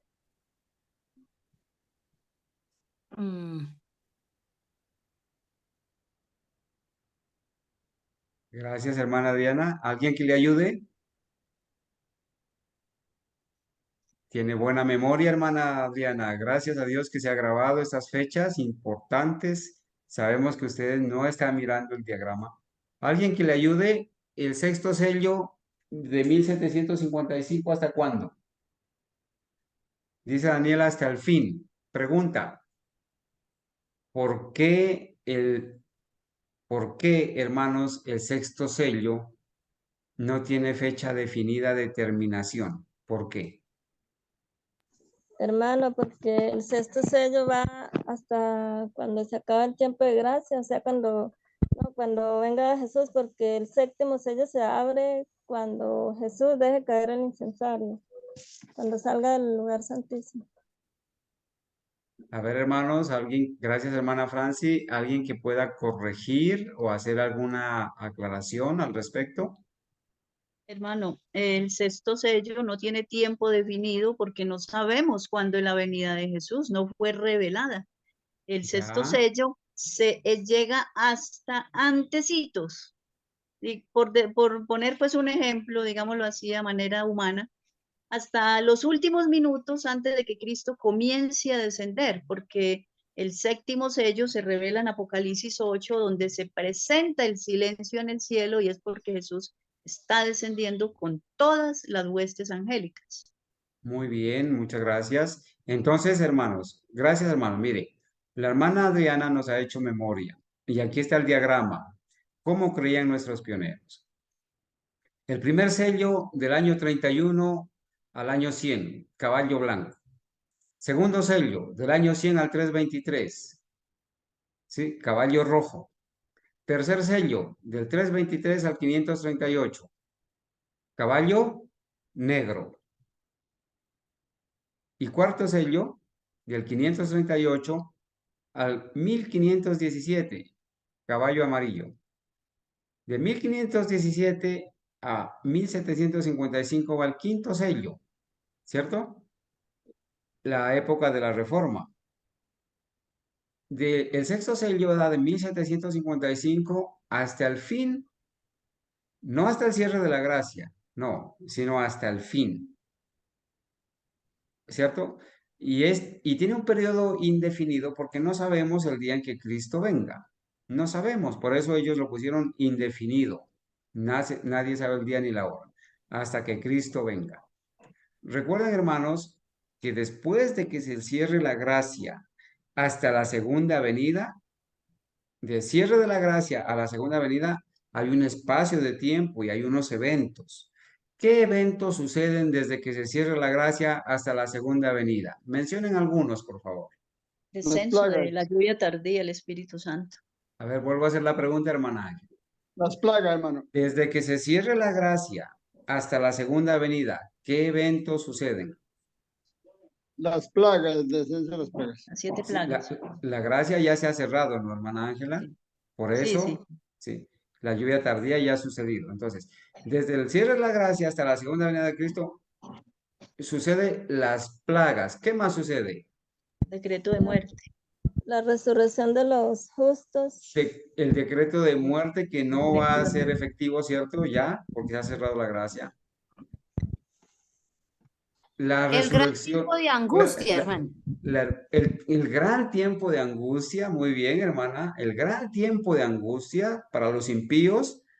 ¿Y qué más Y en sucede? ese, hermano, en un tiempito de ese, está la angustia de Jacob. Muy que es bien, cuando, hermana Diana. El que es pequeño angustia, cuando el tiempo de angustia de Jacob.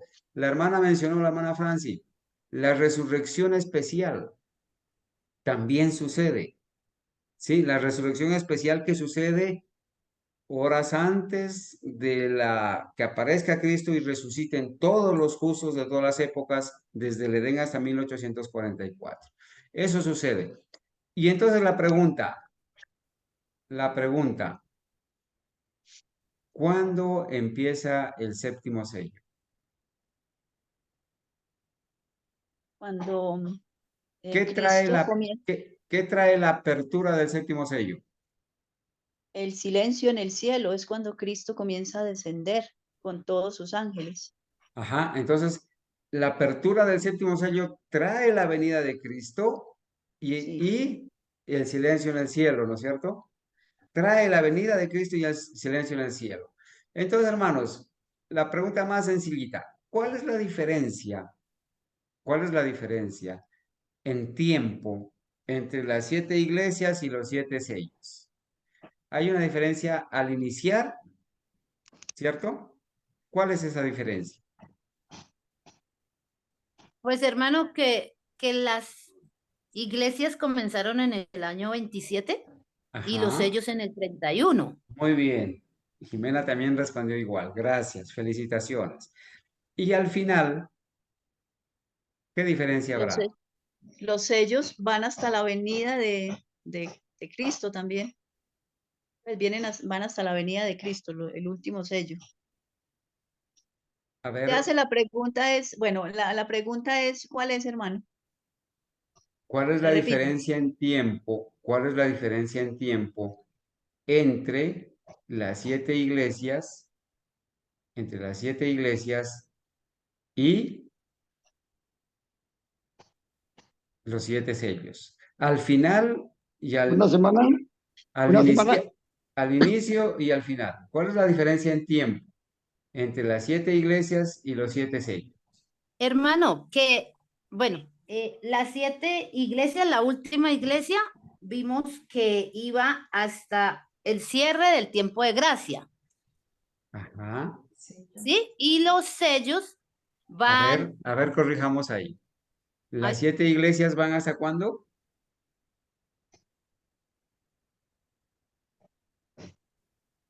¿Hasta cuándo es que van las 7 iglesias, hermanos? Hasta el...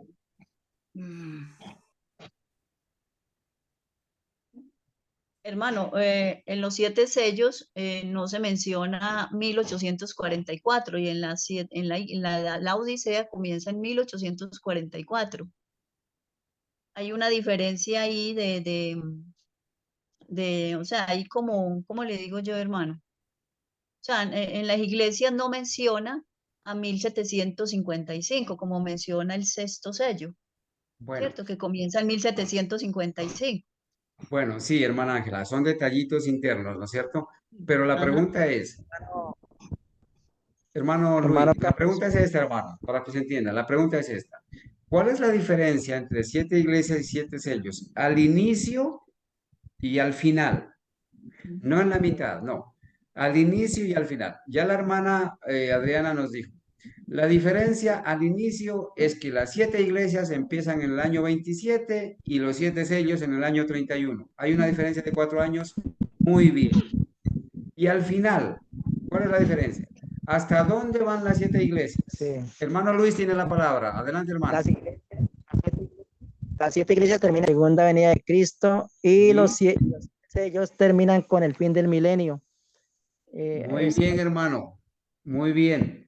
hasta el establecimiento, ¿no es cierto?, de la eternidad, ¿cierto? Hasta allí termina, ¿cierto? Allí por eso en el diagrama que está en la página 428, en la página 428 de este libro hay un diagrama y en ese diagrama se especifica claramente que la iglesia de la Odisea, la séptima iglesia, va hasta la segunda venida de Cristo y que los 7 sellos, ese sexto sello, noten esto, el sexto sello que empezó en 1755, el sexto sello va hasta la venida de Cristo, el sexto sello va a la venida de Cristo. Y en la venida de Cristo se establece el séptimo sello, que abarca hasta el milenio. ¿Sí? Esa es la gran diferencia. Bueno, espero que esté claro, ¿cierto? Al ver el diagrama, nosotros vamos a confirmar esto. Bueno,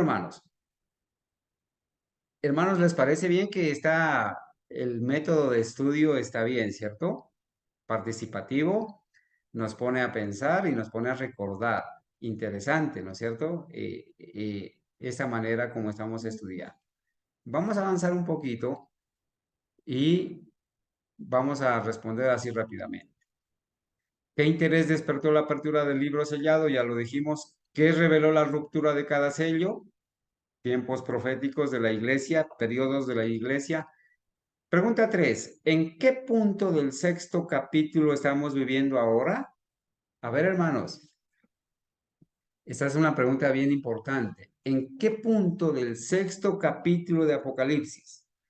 Vamos a ir al capítulo 6 de Apocalipsis y vamos a ver qué contiene el capítulo 6 de Apocalipsis.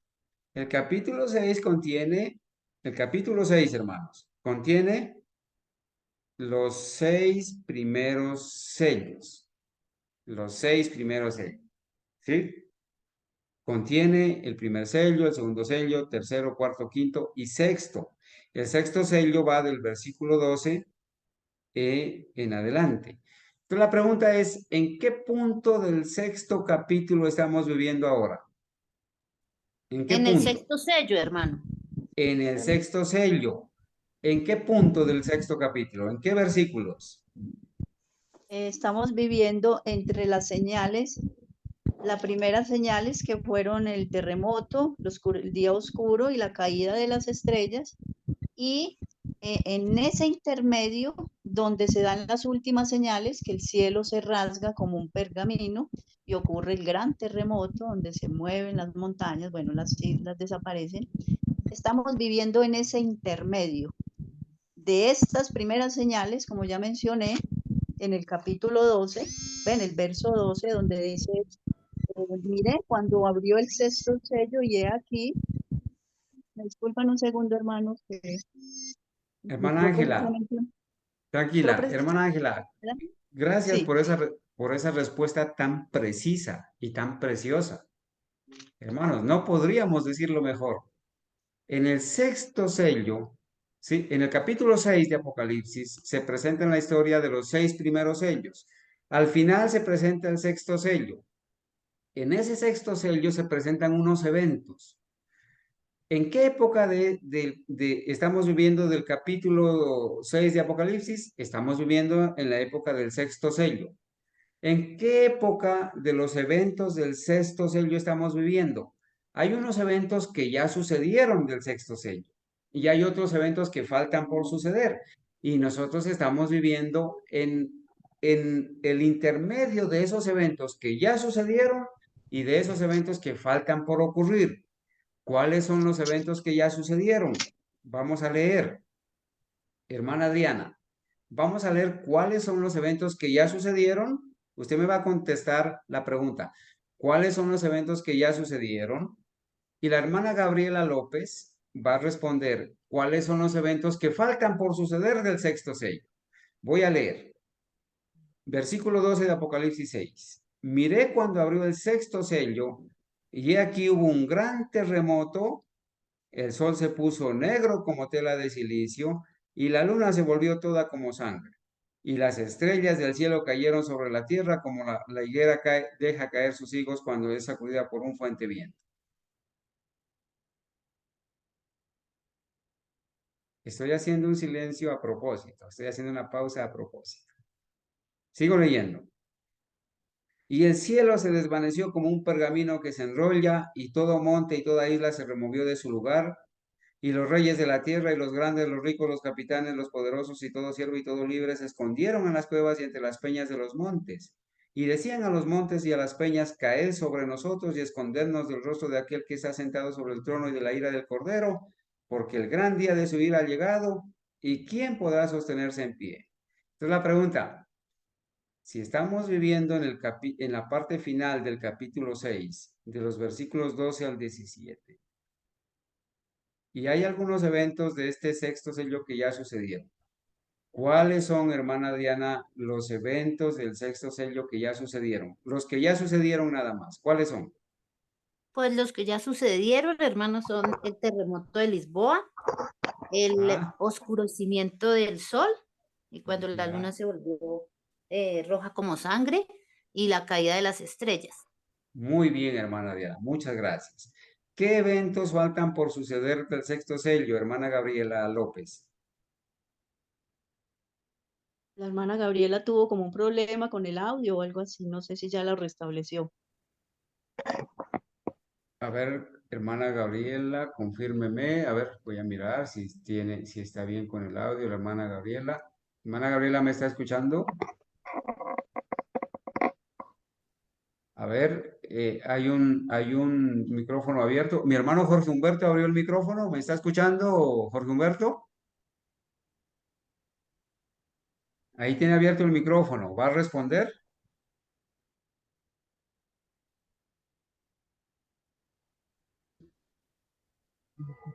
Bueno, entonces,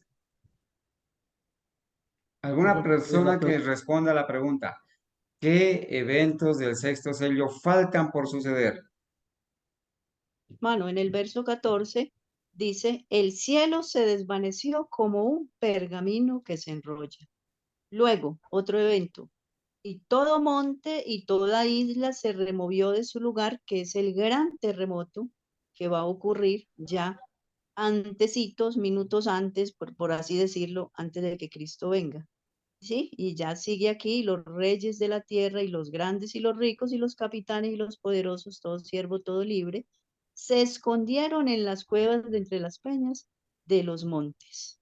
Entonces, esto es ya, esto es lo que falta. Los tres eventos que mencionamos acá, dice que el cielo se enrolla como un pergamino, el gran terremoto, donde se remueve todo monte y toda isla, y cuando los impíos dicen, todos los capitanes, los reyes, los libres, los pobres, los siervos, todos dicen a las peñas, caed sobre nosotros. ¿Por qué? Porque ya es la venida de Jesús.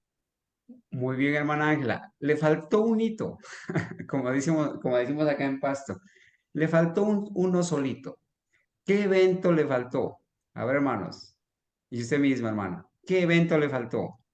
Está perfecta la respuesta, pero le faltó un detallito. Porque el gran día de su ira ha llegado. Muy bien. ¿Y cuál es ese gran día de su ira?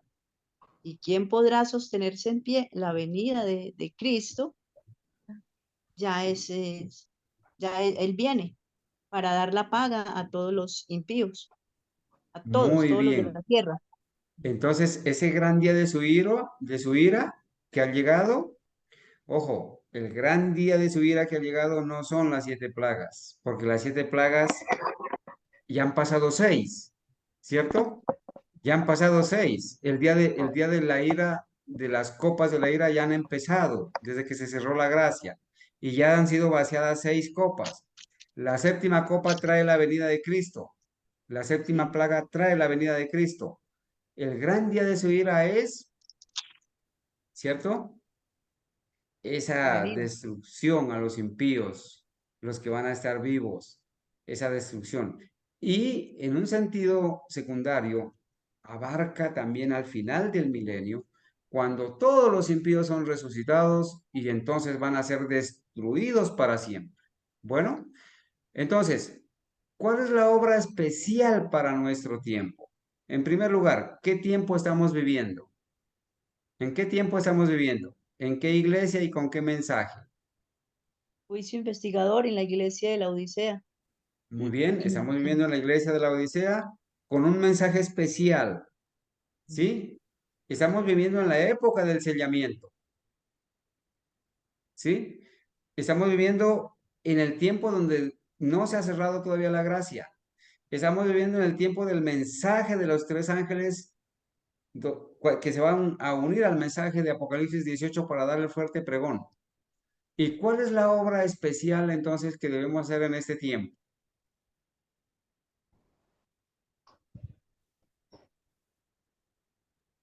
¿Cuál es la obra especial para nuestro tiempo? ¿Qué es lo que se está haciendo? Dar a conocer el mensaje de los tres ángeles. Sí, dar a conocer el mensaje de los tres ángeles. Pero esa obra especial que se está haciendo en este tiempo, ¿cuál es? La obra El sellamiento. del sellamiento. La obra del sellamiento, que muy pronto va a terminar. ¿Qué sucede cuando termine la obra del sellamiento? ¿Qué sucede? Cierra la gracia y se derraman las plagas. Cierre de la gracia y vienen las plagas, ¿cierto? Entonces, la pregunta 5. ¿Cómo se mantiene abierto el camino para que se lleve a cabo esta obra? ¿Por qué? La voy a traducir la pregunta. ¿Cómo se mantiene abierto el camino para que se lleve a cabo esta obra? ¿Por qué decimos y aseguramos que la obra del sellamiento todavía se está realizando? ¿Por qué? ¿Cómo es que Dios tiene abierto este camino? ¿Por qué? Hermano, porque todavía no se ha cerrado el tiempo de la gracia. Muy bien, porque no se ha cerrado el tiempo de gracia todavía. Cristo Entonces, todavía está intercediendo por nosotros. El Señor Jesús sigue haciendo expiación por nosotros en el lugar santísimo, el santuario celestial. ¿Cierto? Está abierta la puerta todavía. Está abierto el camino. Todavía hay oportunidad de ser perdonado. Todavía. Pero las señales indican que ese tiempo está por terminarse, que el tiempo de gracia está por cerrarse, que muy pronto va a ser decidida la suerte de todos, unos para vida eterna, otros para perdición eterna. Todavía podemos predicar, todavía el Señor intercede, ofrece sus méritos. El camino todavía está abierto, todavía hay oportunidad, pero no va a ser por mucho tiempo, ¿verdad? No va a ser por mucho tiempo. Nos quedan 10 minutos, hermanos. Capítulo 12. Son 4 preguntas que hay aquí. Las vamos a responder así. ¿Quiénes son los dos grandes personajes opuestos en la controversia del capítulo 12? Hay una lucha, hay un gran conflicto. Del un lado quién está y del otro lado quién está. La mujer y el dragón. La mujer y el dragón. Los dos grandes personajes opuestos en la controversia del capítulo 12. ¿Cierto? Recuerden, hermanos, que en el capítulo 12 se presenta esa visión, ¿cierto?, de la mujer y el dragón. Pero se presenta en el versículo 7 algo especial. Hubo una gran batalla en el cielo, Miguel y sus ángeles luchaban contra el dragón y luchaban el dragón y sus ángeles, pero no prevalecieron. Entonces, los dos grandes personajes del capítulo 12, los que implican el gran conflicto entre el bien y el mal, ¿son quiénes? Cristo y Satanás. Cristo y Satanás. El gran conflicto, ¿cierto? Pregunta 2 del capítulo 12. ¿Quién es el vencedor en el conflicto? ¿Quién vence al fin? ¿Cristo o Satanás? Cristo. Vence Cristo, ¿cierto? Vence Cristo. Estos pelearán contra el Cordero, pero el Cordero los vencerá. Está garantizada la victoria. Pregunta 3. ¿Quiénes están representados por Miguel, por el dragón y por la mujer? ¿A quién representa Miguel? Porque el versículo dice, en el versículo 7, después hubo una gran batalla en el cielo. Miguel y sus ángeles luchaban contra el dragón y luchaban el dragón y sus ángeles. Entonces, ¿quién es Miguel? Cristo. Cristo. Porque Miguel viene de Micael. ¿Quién es como Dios? Significa Miguel y sus ángeles. Entonces, Cristo está representando, o Miguel está representando a Cristo. Miguel. ¿Quién es el dragón? Satanás ¿Y quién más? y sus, Gente bueno, y antigua. sus colaboradores, sus ángeles. A Los ver, impíos, los impíos. a El ver, representante de Satanás en la tierra, el Papa. muy bien. En Apocalipsis, recuerden, en Apocalipsis 12, vimos dos aplicaciones de esta figura, ¿cierto? El versículo 3 de Apocalipsis 12 dice, también apareció otra señal en el cielo, aquí un gran dragón escarlata que tenía 7 cabezas y 10 cuernos y en sus cabezas 10 diademas. ¿A quién se le aplicaba ese símbolo?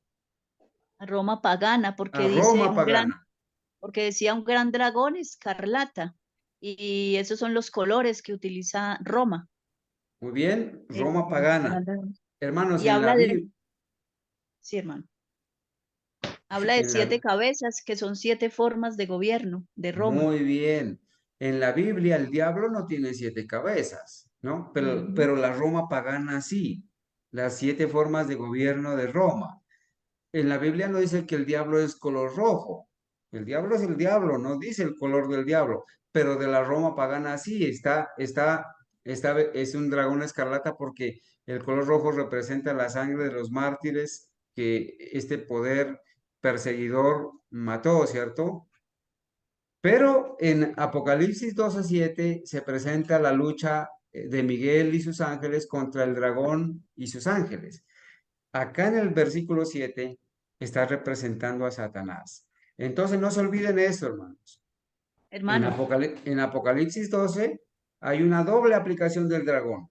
Se aplica a la Roma pagana y papal también, y se aplica a Satanás y sus ángeles. Adelante, hermana Ángela.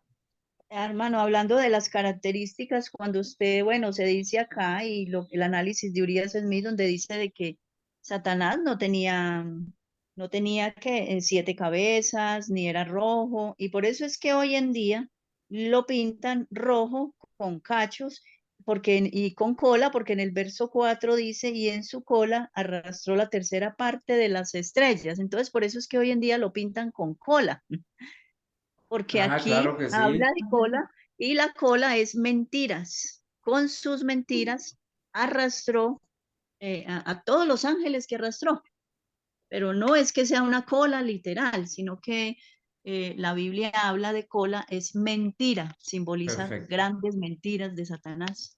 Así es, hermano, así es. Muchas gracias. Y recuerden, hermanos, se lo pinta el dragón de esta manera y hay insignias, ¿no? De Satanás.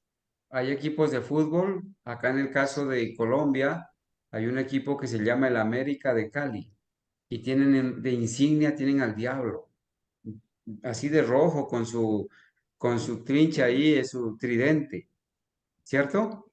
Y tiene unas estrellas que son los campeonatos logrados. Y la gente que le rinde culto a Satanás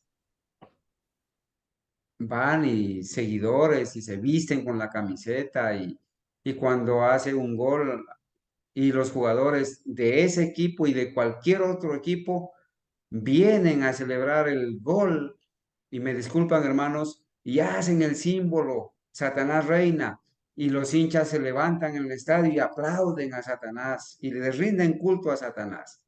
Hermanos, asistir a un espectáculo de esos es rendirle culto a Satanás. ¿Sí? Sería bueno que averiguáramos y que investigáramos el origen del fútbol, los pactos que hacen estos futbolistas con el diablo y todo ese enigma, esos mensajes que hay detrás de todo esto.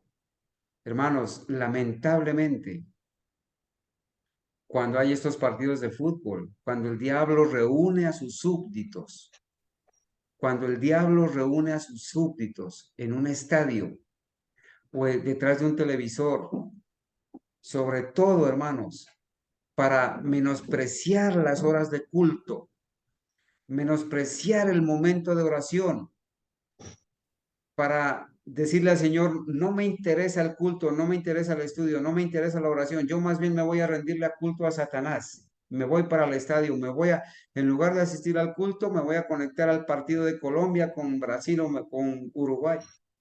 Se menosprecia, se pisotea y el diablo se ríe a carcajadas cuando ve que los profesos hijos de Dios, en lugar de estarle rindiendo culto a Dios, se le rinde culto a Satanás. Es una gran tristeza, hermanos. Miren, si hay algo de todo lo que yo aprendí en la corporación, y allí voy a aplicar el método de examinarlo todo y retener lo bueno. Hermanos, muchos de nosotros fuimos a la corporación y no todo fue malo. Allí aprendimos el mensaje del sábado. Allí aprendimos la segunda venida de Cristo. Retengamos lo bueno, desechemos lo malo. Pero si hay algo que yo recuerdo, hermanos, que lo aprendí y lo prediqué cada vez que podía hablar, lo hacía.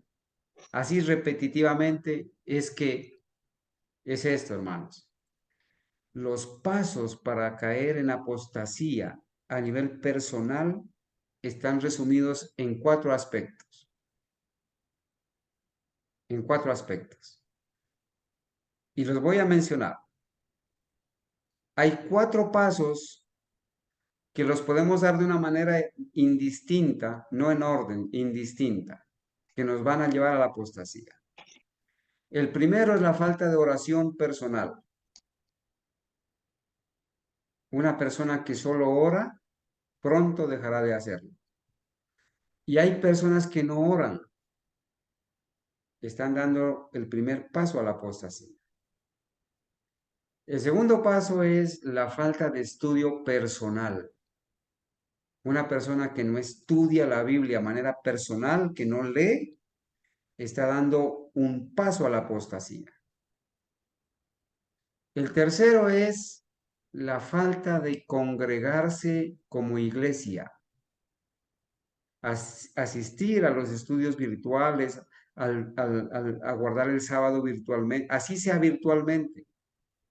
Falta de congregarse en el culto familiar.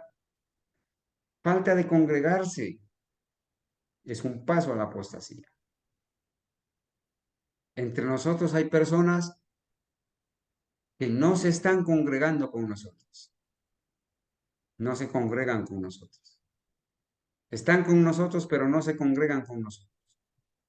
Son hombres solos, por allá solitos, solos. Entonces no participan, no preguntan, no aprenden, no tienen el mismo sentir, porque no estudian con nosotros, tienen otro concepto equivocado de la doctrina. No se congregan. Entonces, hasta aquí vamos. Falta de oración, falta de estudio y falta de congregarse como iglesia.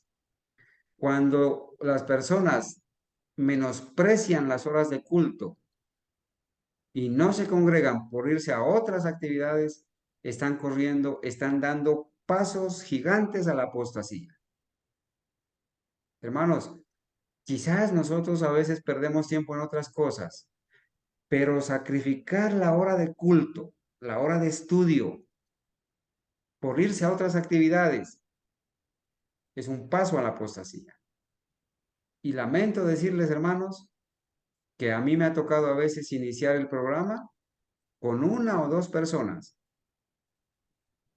Yo no soy de los que me pongo a esperar que estén 8 o 10 hermanos para iniciar el tema. No, eso era allá en la corporación. Así sea una sola persona, con esa persona inicio el estudio. Porque quizás los estudios son grabados y si nosotros tenemos en un estudio 4 o 5 personas a veces, en las reuniones de oración 2, 3, 4 personas a veces, pues tienen que saber, hermanos, que hay decenas y centenas de personas que sí escuchan y que sí ven los videos para la gloria de Dios. ¿Sí? Entonces tenemos que seguir adelante. Hermano Carlos. Estemos o no estemos. Ya le doy la palabra a hermana para terminar. Y el último punto El último paso a la apostasía de estos cuatro, falta de oración, falta de estudio y falta de congregarse como iglesia, a estudiar y a orar y a alabar. El último paso, u otro paso, el cuarto paso es la falta de trabajo misionero en favor de otros. Una persona que no trabaja en favor de otros, una persona que no hace obra misionera, es porque no está experimentando el mensaje, el amor de Dios, y no le interesa la salvación ni de los demás ni la suya propia. Una persona que no comparte, hermanos, una persona que no comparte la verdad de cualquier manera, escrita, hablada, como sea, en un púlpito, en un video, como sea, en un audio.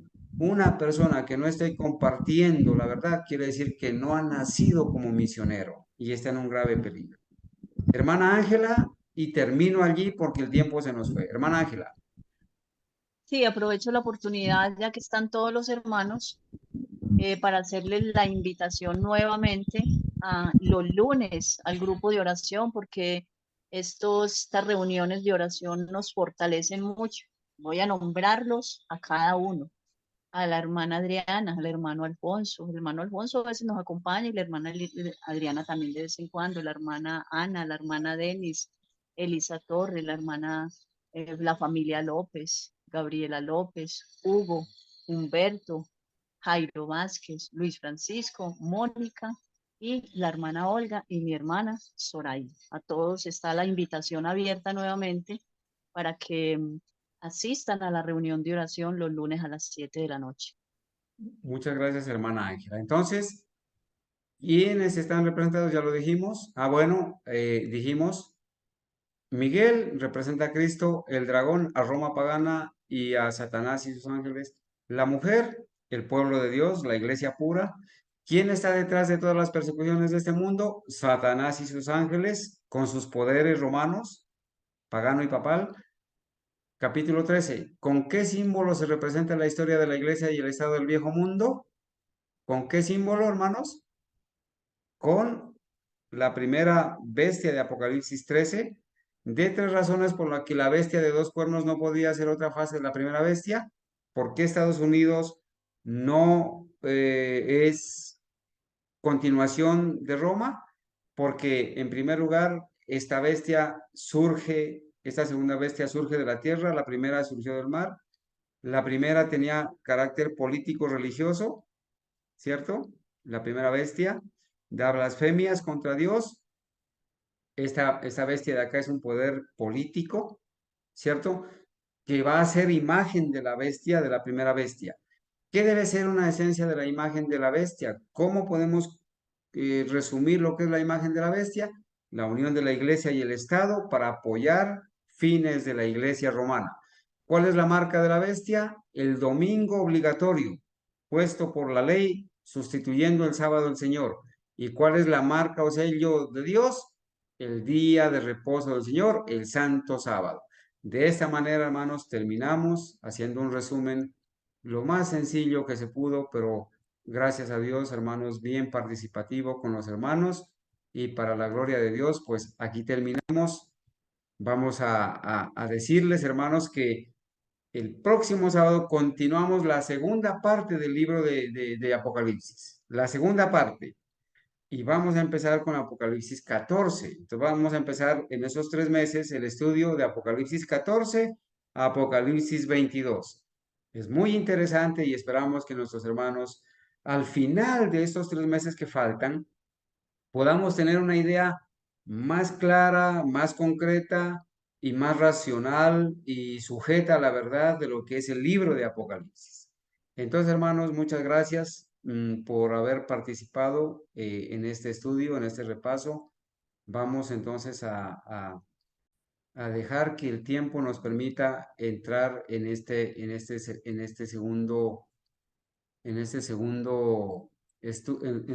segunda parte, ¿cierto? Que es el estudio en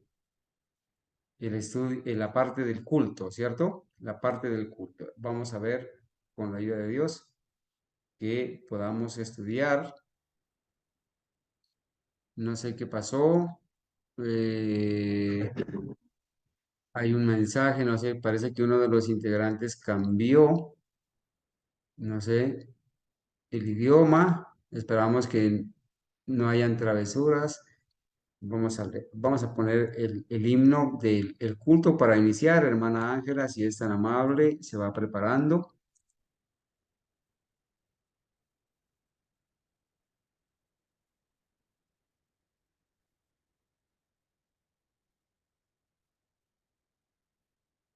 Muy bien, entonces permítanme por un ratito.